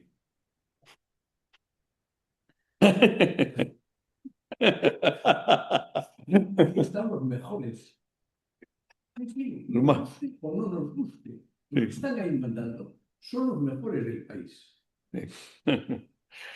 Bueno, pues Y yo nosotros- sí que Elías ahí discrepo lamentablemente. Son los más advenedizos los que son capaces de cooptar oportunidades. Sí, ya entiendo que lo dice usted con cierta... Es decir, en teoría, insisto, me parece que el enemigo externo es que no es mi problema, es la culpa lo tiene, no sé qué. Oiga, perdone, es la sociedad la responsable de todo esto. Somos nosotros los que dejamos que el monstruo crezca. Lo que pasa es que el que se opone... Claro, hombre, amigo, pero es que es lo que... Bueno, pero entonces es cómplice, claro, somos cómplices. Bueno, a ver, si algunas cosas no merecían una manifestación de vez en cuando, ¿por qué no? No pasa nada, es sano, pero no. Luego la sociedad está muy pastoreada y hábilmente, aparte pastoreada por medios que infoxican, como decíamos al principio, también en gran medida pastoreada, por supuesto, por relatos emocionalmente interesantes y sobre todo que la gente tampoco quiere esforzarse en complicarse la vida. ¿Para qué? ¿Para qué? Cada vez que va a haber un puente de viernes, un sábado, un domingo, y empiezan en la televisión a incitar a la gente y la gente da entrevista y dice, no, es que quiero desconectar y no sé qué. Esto no va loco. Pero este individuo, ¿a dónde va a desconectar? Es que es una locura. Es una locura, las carreteras llenas de no sé qué van. Sí, es un desastre. Entonces, luego las inversiones que hacen las administraciones, hay una recurrencia en las costas que vienen estos temporales, que hacen ustedes con el tema del cambio climático, lo destroza y enseguida sale el concejal de turno y el concejal, no, lo vamos a reponer y no sé qué, pero eso lo vas a hacer con mi dinero. Claro. No te das cuenta que esto está fuera de ordenación, que eso no se puede seguir gastando, que eso es un fondo, es un saco sin fondo. Y la gente oye y ve esas cosas en la televisión y se queda tranquilo, o sea, dice, pues sí, hay que arreglarlo y tal. Pero es que eso representa en un país un gasto enorme.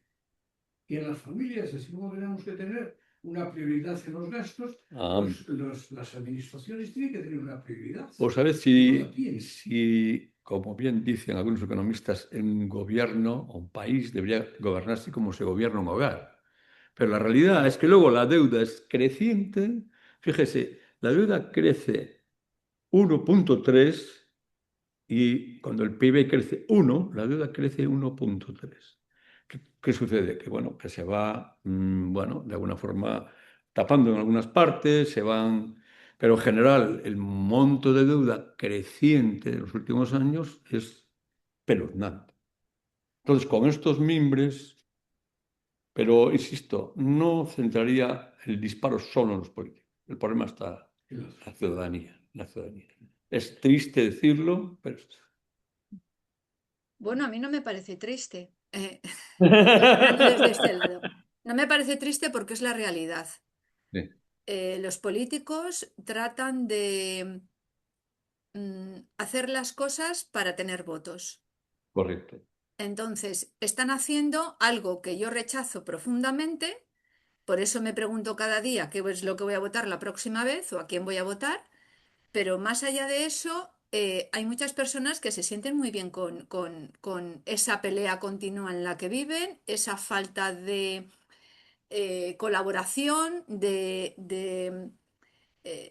coordinación, Sensibilizo. de siquiera una conversación. O sea, a mí me parece, por lo menos estoy hablando de España, pero veo que en otros países, pues a su manera también tienen sus cosas. Es decir, en todas partes cuecen habas. Y lo digo por Inglaterra, que ahora mismo está metida en un cambio de liderazgo político de su primer ministro, ¿no? Entonces, no es solamente nuestro país, es a nivel de todos los países, seguramente, o de muchos países, por lo menos los occidentales. Estoy de acuerdo con eso que han dicho. Y para mí tiene mucho que ver el cortoplacismo en el que vivimos en un tiempo real que es eh, además imposible para poder pensar, para poder procesar las cosas que están pasando, para poder reflexionar, para poder pensar qué es lo que nos puede interesar, crear estrategias y tener mirada de futuro. Es absolutamente imposible si seguimos viviendo en el día a día.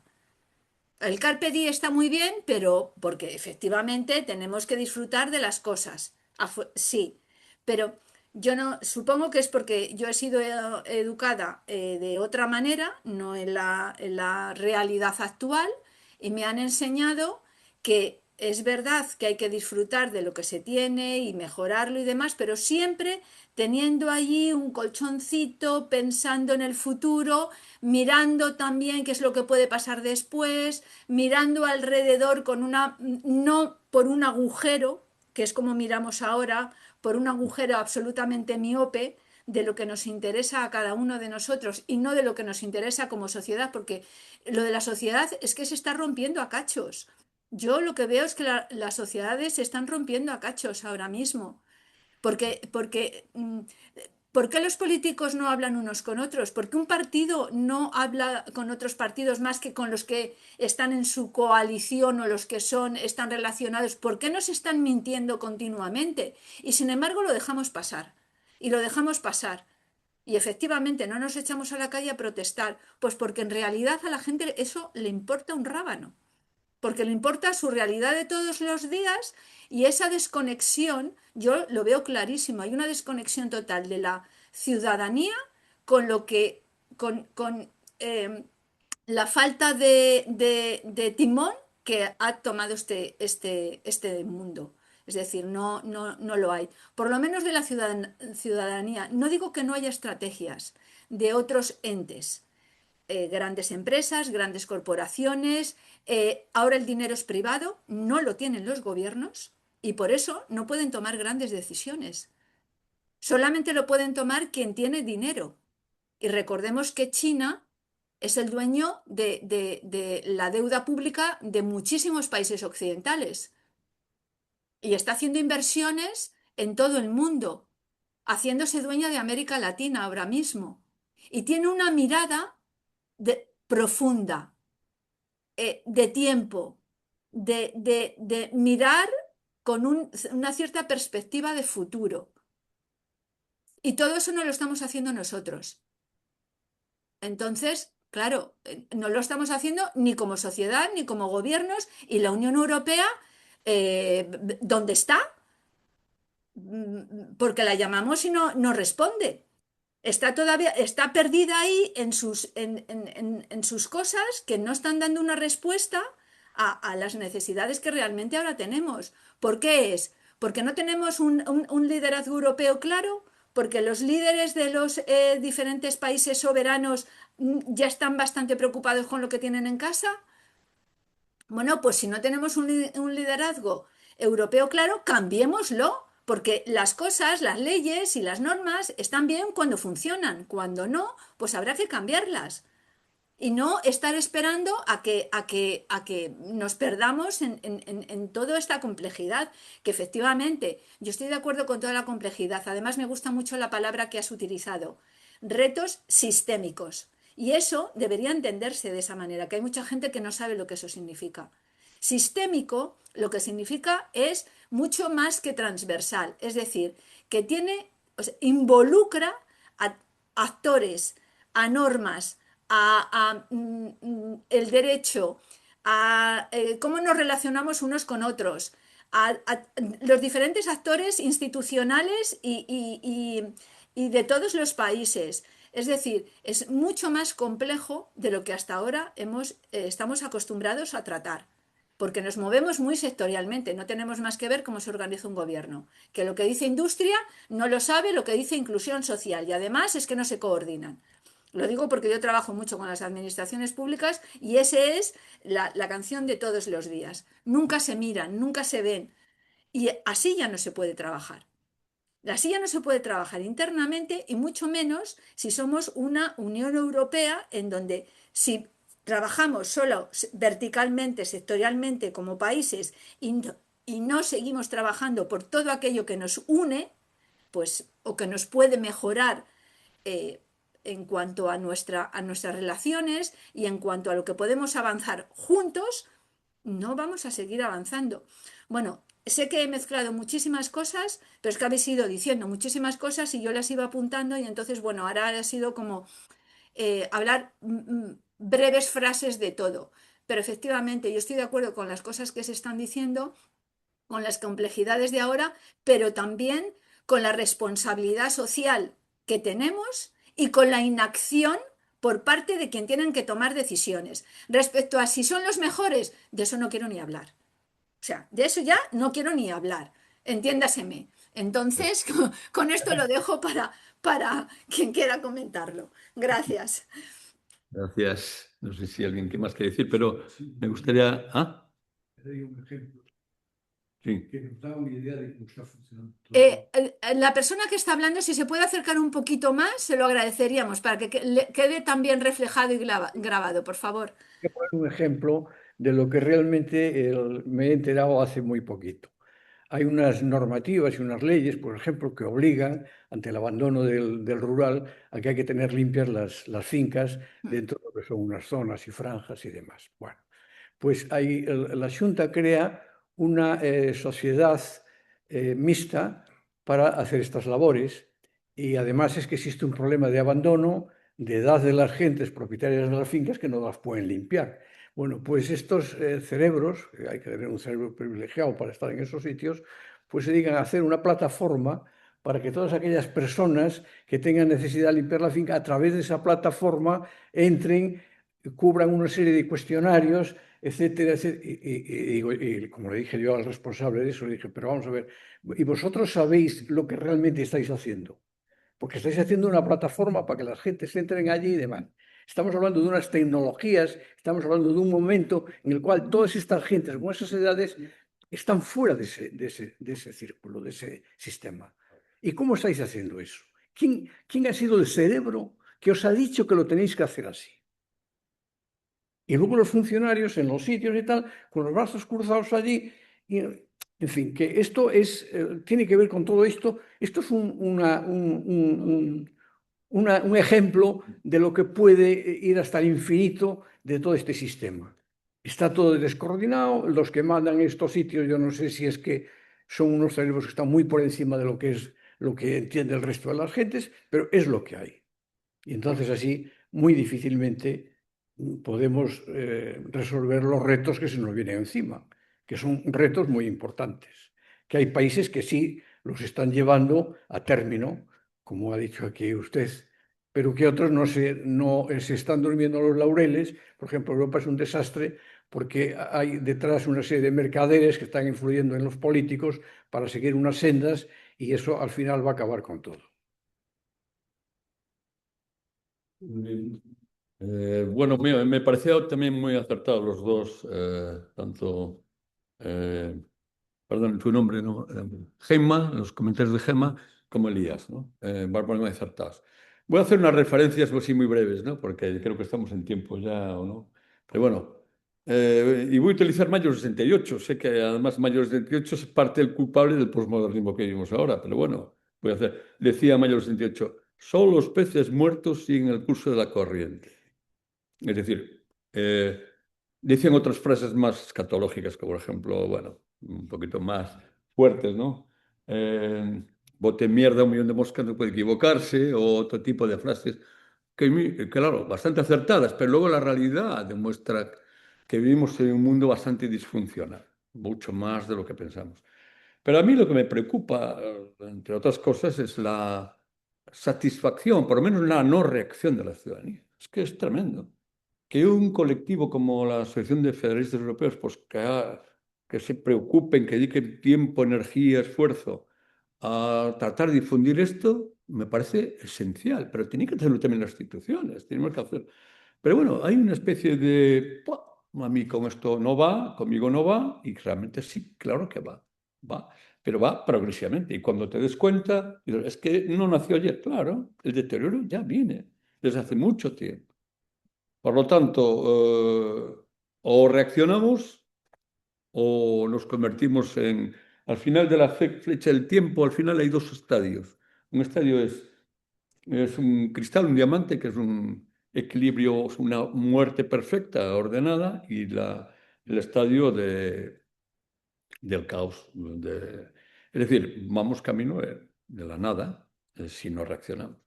Pero no se ve tampoco muchas ganas, ganas de poder actuar en consecuencia. No quisiera ser, porque claro, todo el mundo dice, qué pesimista eres. Dije, bueno, trato de no ser pesimista, trato de dar datos y hechos. Y claro, quizás a lo mejor sí, pero agarrar por la sola para decir, oye, reacciona, muévete, espabila. Pero claro, porque nos va a todos, nuestro futuro, nuestros hijos, nuestra sociedad, nos va. Además de los datos hay que hacer. Claro. Bueno, el tema, ¿yo qué propongo? Me dice, ya, vamos a ver.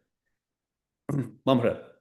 Yo propongo, pero lo que pasa es que a nivel individual es muy difícil. Tiene que ser a través de cooperación, por ejemplo, en el mundo académico. O sea, cualquier cosa que hagas debería tener, en mi opinión, vuelvo a los griegos, ¿no? Desde el punto de vista ontológico, hay entidades a participar, tienen que entrar, entidades ligadas a la ciencia, la empresa, las instituciones, el mercado, la sociedad y determinados agentes de frontera que son el pegamento de todos y que son influenciadores. O sea, no estoy hablando de los influencers, por favor, sino aquellos que tienen una visión de conexión, ¿no? De nodos conectados. Desde el punto de vista epistemológico, crear nuevo conocimiento y absorber nuevo conocimiento externo. Integrar el existente que tenga valor, transferirlo adecuadamente y absorberlo por parte de colectivos. Tenemos que pensar, por ejemplo, cómo se está demoliendo nuestros sistemas productivos, estoy hablando ahora de la política industrial, la política económica, cómo nuestros sistemas productivos están demoliéndose y desapareciendo. Y hay un nuevo génesis que viene de la ciencia, que es la transformación es impresionante en cualquier campo, alimentario, movilidad, energía. Las transformaciones que vienen son de órdago. No sé si lo sabe mucha gente, pero, por ejemplo, en el ámbito alimentario, que es un ámbito nuestro de mucho potencial, las proyecciones, por ejemplo, para Estados Unidos son pérdida de la cabaña ganadera entre un 80 y el 90%. Para el quinquenio 30-35, que puede retrasarse 5 años, 10 años. La cabaña ganadera. ¿Por qué? Porque la eficiencia alimentaria a través de comer animales, por ejemplo, una vaca, tiene una capacidad de eficiencia alimentaria de un 4%. ¿Cuánto? Y tarda 2 años, o un pez, ¿no? Un atún, 2 años en la... Sin embargo, a través de nuevas tecnologías, como por ejemplo pues, la fermentación de precisión, se pueden diseñar proteínas avanzadas con costes una décima parte y sin emisiones, porque el metano que impulsa una vaca es impresionante a la atmósfera. El metano es 80 veces más dañino para la naturaleza como gas de efecto invernadero, para el cambio climático, quiere decir, que el CO2. Bueno, consecuencia. Hay una transformación en ciernes ahí. Yo estoy trabajando en un proyecto en esta naturaleza. Claro, y estamos viendo que cuando los costes se vayan haciendo realidad y las economías, claro, tiene que haber economías de escala también, claro, es que uno solo no cambia el mundo, ¿no? Uno solo. Entonces, cuando se consigan estas transformaciones, claro, vendrá la ética y dirá, comer a un animal no es aceptable. Esto va a ser bastante más pronto de lo que pensamos. Comer a un pez no será aceptable. Comer una vaca menos aún. Sobre todo cuando los costes, la agricultura, pesticidas, utilización intensiva a veces de espacios que no tiene mucho sentido, pues se verá un poquito más relajada la tierra. Es decir, que tenemos tecnologías que son disruptivas, incluso en la energía, en la computación, en 20.000 campos, en la inteligencia artificial. Pero aquí estamos como dejándonos llevar, los peces, como peces muertos, que la corriente nos lleva. Por lo tanto, ¿qué hacer? Yo estoy poniendo mi granito de arena como pequeño elemento. Yo estoy trabajando en la organización, además haciendo un paper que espero que estoy en ello ya a punto de cerrar, que espero que tenga cierto impacto académico, que espero, claro, académico. Estoy en la parte C de la C. Había que integrar instituciones, empresas, mercado y sociedad, ¿no? Y agentes de frontera. Y desde el punto de vista epistemológico, ya digo, y desde el punto de vista axiológico, una serie de valores que tenemos que cambiar, sobre todo el pensamiento. Y praxeológico, empezar a conectarnos. Pero yo estoy trabajando en la teoría de la organización humana, como comenté antes, la teoría del valor cognitivo, la área de inteligencia artificial, la teoría de las competencias emergentes, y me gustaría conectar con otros colectivos. Yo me gustaría, por ejemplo, en mi territorio en Galicia, eh, colaborar o impulsar o animar o que alguien tal, pero no solo no puedo hacerlo, por ejemplo, cómo liberar el talento potencial de nuestra región, envejecida a nivel de Japón. Claro, el lunes yo he colaborado con un proyecto de dependencia de Galicia, claro, para las personas mayores, 480 millones de euros y tal. Y es una labor que hay que hacer, pero ¿por qué no pensamos más que además de independencia, pensamos en cómo liberar nuestro talento potencial? ¿Y en dónde podremos ser grandes? Yo creo que hay una serie de campos que podemos hacerlo. Ahora, uno solo es un profeta en el desierto. O sea, en la etapa del azar, la primera es el profeta que visiona el futuro. Después viene el bárbaro que cambia el sistema anterior. Nosotros aún no han pasado los bárbaros por aquí. Y profetas pocos. Luego vienen los conquistadores que consolidan. Luego vienen los constructores que lo consolidan bien, tal. Luego los burócratas, perdón, los administradores, luego el burócrata, los aristócratas, decía yo, ¿no? Pero estamos en la fase aristócrata, necesitamos otro impulso de nuevo, pero, insisto, empezamos a pensar, nuestros sistemas productivos, por ejemplo, ya por ahí, ya tenemos un campo. Ahora, ¿con quién dialogas? Yo, por ejemplo, puedo dialogar tras una revista científica, pero me gustaría conectar con otros mundos.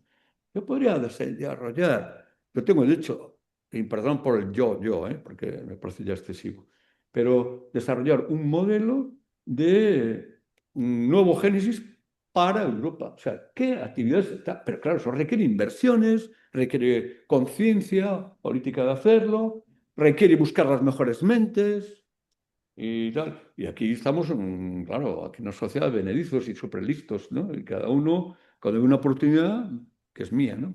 Y la mayoría de la gente, pues, lamentablemente, vegetando, ¿no? Estamos vegetando. Yo, quizás también. Por lo tanto, mea culpa. Pero sí, Y sí. una propuesta, Sí, lo digo, Podemos hacer paso a paso, podemos hacer pequeños pasos, perdona. Sí. sí, y, decía que por aquí Toño creo que quería intervenir, ¿no? ¿Toño? No, no, iba a intervenir, pero creo que lo que iba a decir ya se ha dicho. Entonces, pues no merece la pena volver a repetir Muy bien. la misma opinión otra vez. Manuel, no sé qué, sí que estaba comentando que quería propuestas o algo así. claro, nosotros estamos debatiendo a nivel interno cosas, en concreto por esto de el gasto en defensa. Algunos, entre ellos yo, otros no, pero en esto se basa la asociación. Esto has dicho que estamos destinando unos 400.000 millones de euros para los militares. para defensa. Y vamos a gastar más porque nos lo exigen los fabricantes de armas norteamericanos. Esa es la realidad. El señor Trump se morirá y vendrá otro. Bueno, a lo mejor no se muere. Pero, y los que estamos en contra de gastar más dinero, no, en este debate, no estamos porque creamos en los cuentos y el soft power y tal. Es que los europeos somos la única parte del planeta Tierra, como sociedad, que tenemos obligaciones morales después de la Segunda Guerra Mundial. Y queremos, calculamos algunos, así que el 5% que pide la OTAN es un disparate, en primer lugar, para España.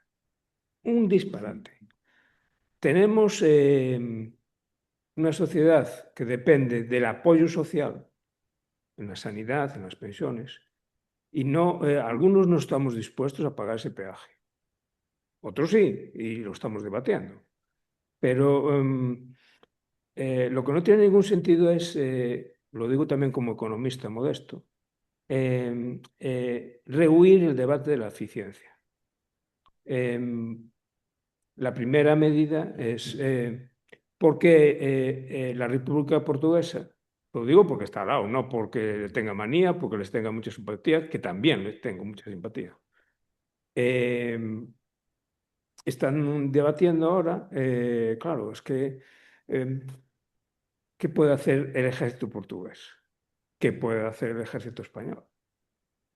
Incluso si me pincháis demasiado, ¿qué puede hacer el ejército alemán a nivel global? Yo creo que nada, o muy poco. Pero era americano. Ese era americano. Los europeos no tienen los portaaviones que tienen los americanos. Entonces,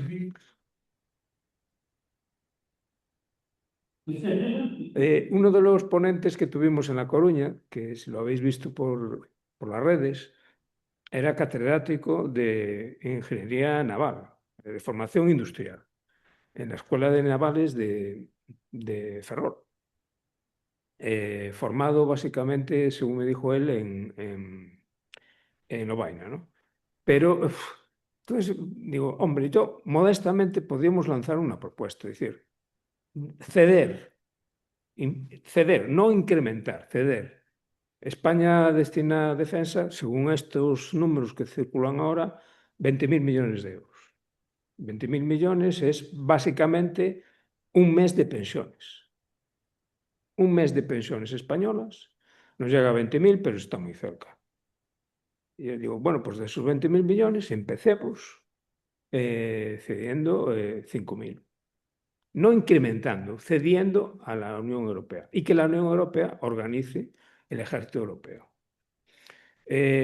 Si fuera un loco extremista, diría, no, todo el presupuesto de defensa español para... Dice, es que también la sociología hay que tenerla en cuenta. Los intereses creados. Tenemos no sé cuántos... Una vez lo escribí y almirantes del arma submarina en la Armada Española. Almirantes. Después de un almirante hay 2 contraalmirantes, capitanes, no sé qué. En ese momento, cuando yo escribí ese artículo, creo que solo estaba operativo un submarino de la Armada Española que llevaba en servicio 40 años o así. O sea, que no hacía nada. Entonces digo, hombre, pues modestamente podemos dar ese paso. Los españoles, por nuestra cuenta. Dice, yo pongo aquí 5.000 millones del presupuesto de defensa, a ver quién pone la 4ª parte de su presupuesto de defensa. Por ejemplo, la República Portuguesa, que tendrá, no sé, 1.000 millones. Y si después lo hace Italia y lo hace Chipre y Luxemburgo, que es de broma, es que esto de criticar a la sociedad es como criticar al espacio exterior, ¿no? Me da la sensación que somos animales de costumbres, todos los europeos y todos los seres humanos, ¿no? Y que hay intereses creados. Entonces tenemos que reconducir y explicar. Dice, mira, tú puedes ser almirante, contraalmirante de la Armada Europea. Como lo hemos conseguido con la moneda. Ahora no tenemos pesetas y nos costó a todos los que estamos aquí y escuchando, pues esto empezó básicamente en los años 70 y fracasó. Y hubo que esperar a los 90 para que unos iluminados, por cierto que los nacionalistas españoles, alemanes, italianos, creen esto de las conspiraciones, los Illuminati. Digo, estos iluminados, pues mira, ahora tenemos euros. Y gracias a eso tenemos inflación, pues oscila entre el 2, el 3% anual, el 1,9%, pero no tenemos la inflación que tienen en Argentina, en Venezuela, en la mayoría del planeta. Entonces, a ver, dando ese paso, me dice, oiga, señora ministra de Defensa, usted que es magistrada, dice, ¿por qué no propone que una cuarta parte del presupuesto que maneja, que lo administre directamente un conglomerado de países, básicamente en la forma de la Unión Europea? Entonces creo que dando estos pequeños pasitos, y dice, oiga, y en vez de destinar tanto dinero, 5% del PIB, dedique más dinero a pensiones, sanidad, educación. Bueno, es una reflexión.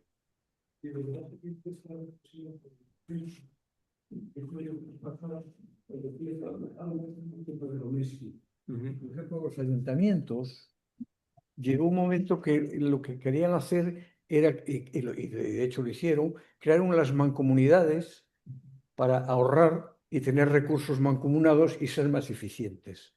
¿Y qué ocurrió? Que algunas van muy bien, pero otras son un fiasco. ¿Y por qué es un fiasco?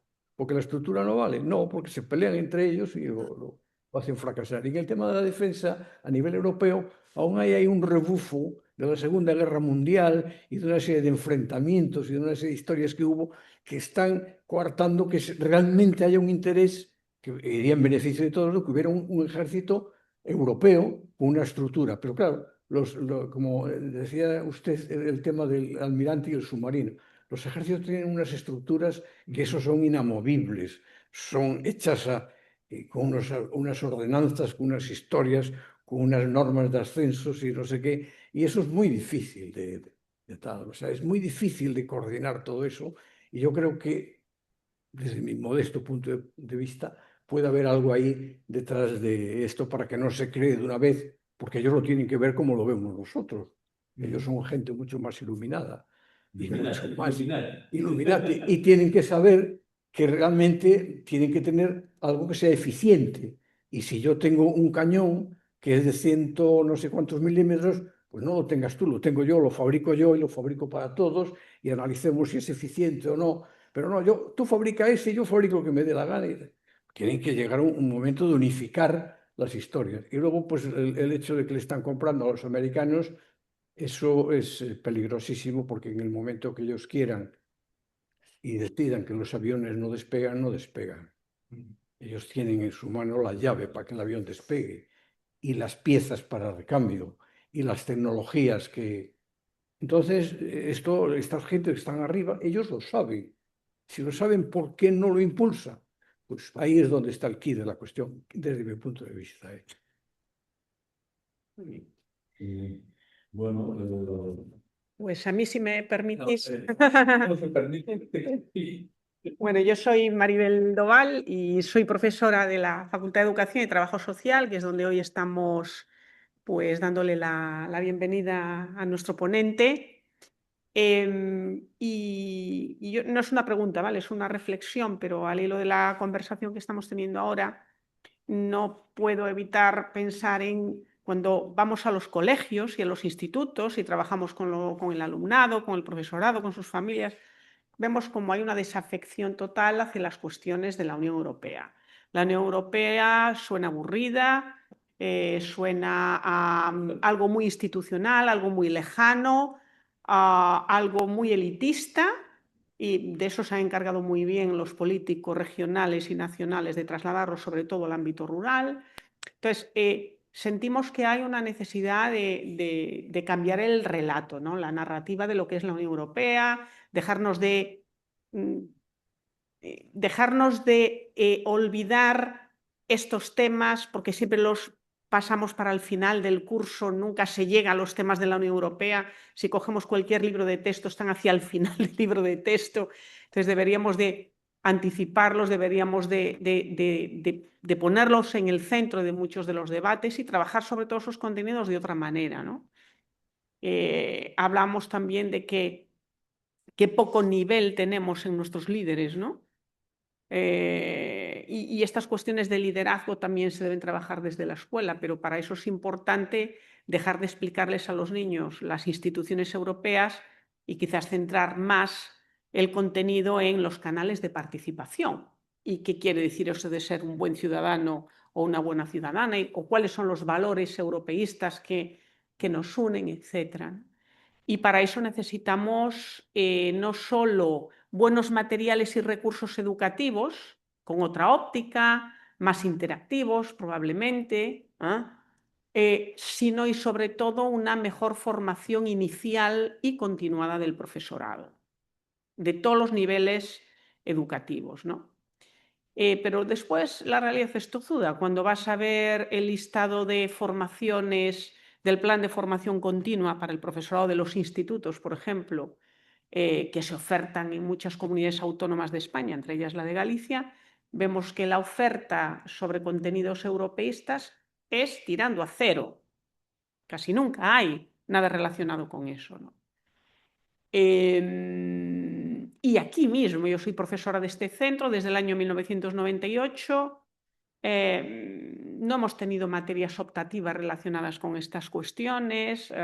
Se trabajan muy tangencialmente en las materias de didáctica de las ciencias sociales, cuando son a lo mejor contenidos que deberían ser más transversales, ¿no? Entonces, bueno, pues me gustaría mucho escuchar pues alguna idea, alguna recomendación del profesor Cabanelas, porque estamos en este centro a punto de empezar el debate sobre los nuevos títulos de formación de los maestros de educación infantil y primaria y también del máster de secundaria. Entonces, no sé si a lo mejor nos podrías también comentar bueno, ¿qué se te ocurre?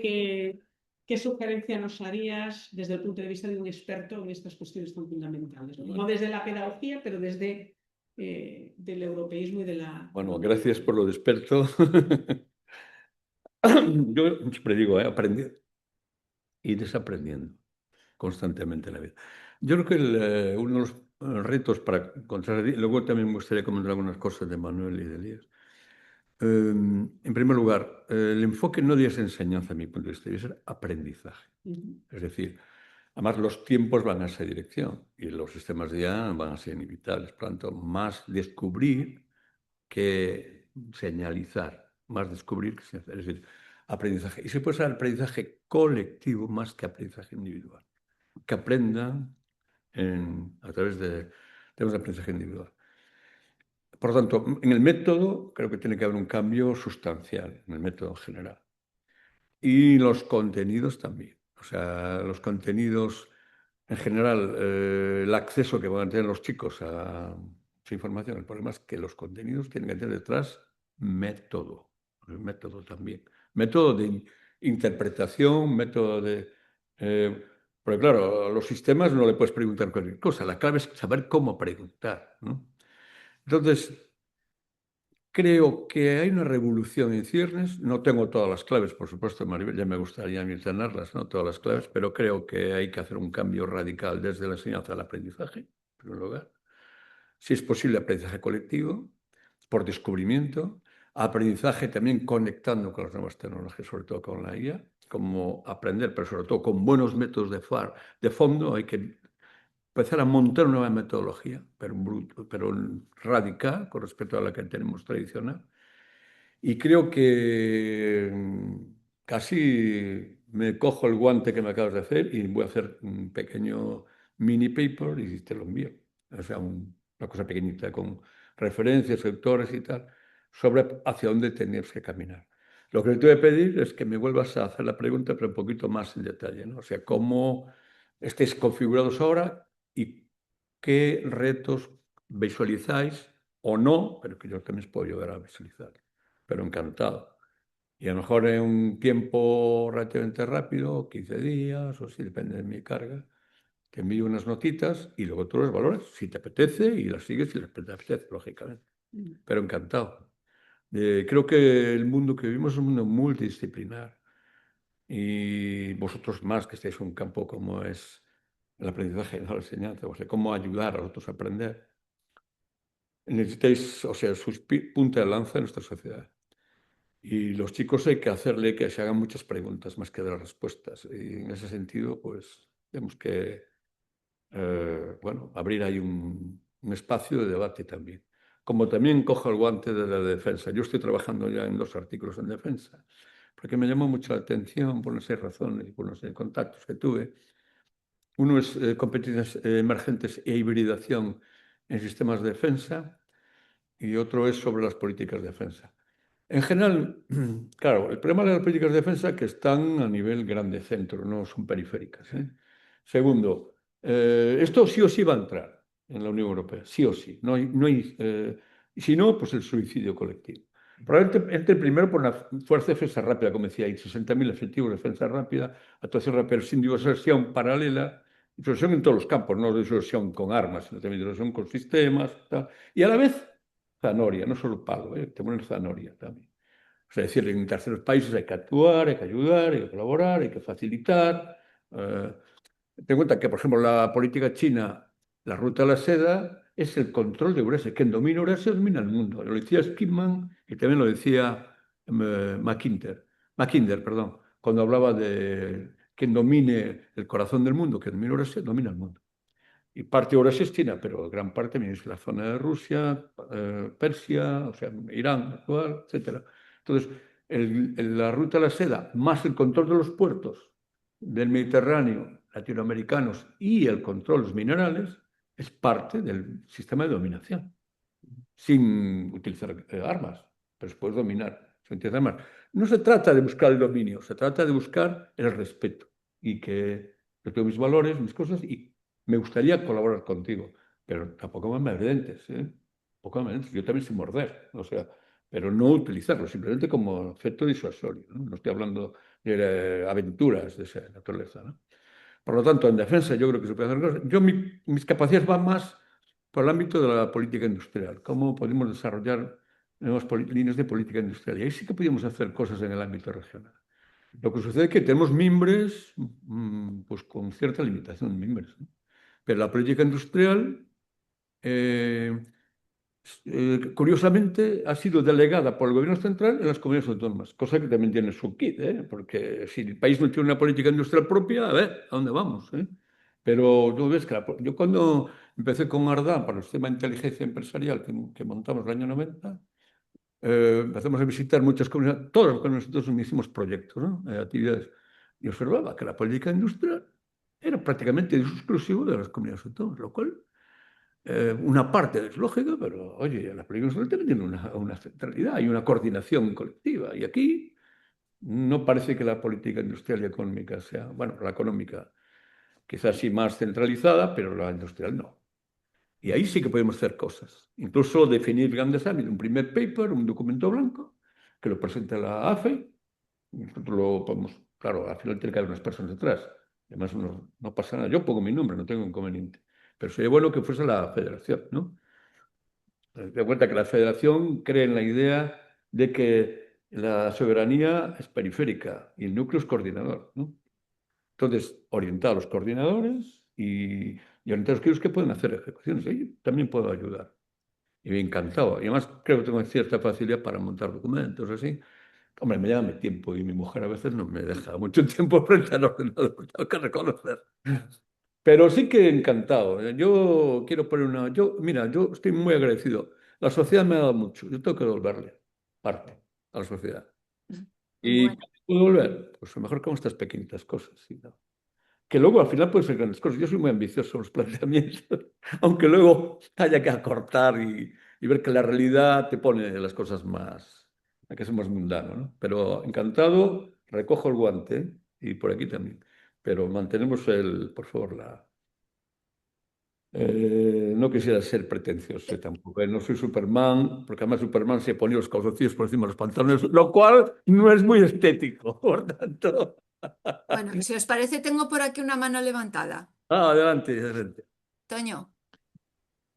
Sí, era respondiendo a Isabel. O sea, a mí no me extraña que la Unión Europea se haya convertido en algo árido y que no interesa y aburrido, porque se ha convertido en un presupuesto y una administración.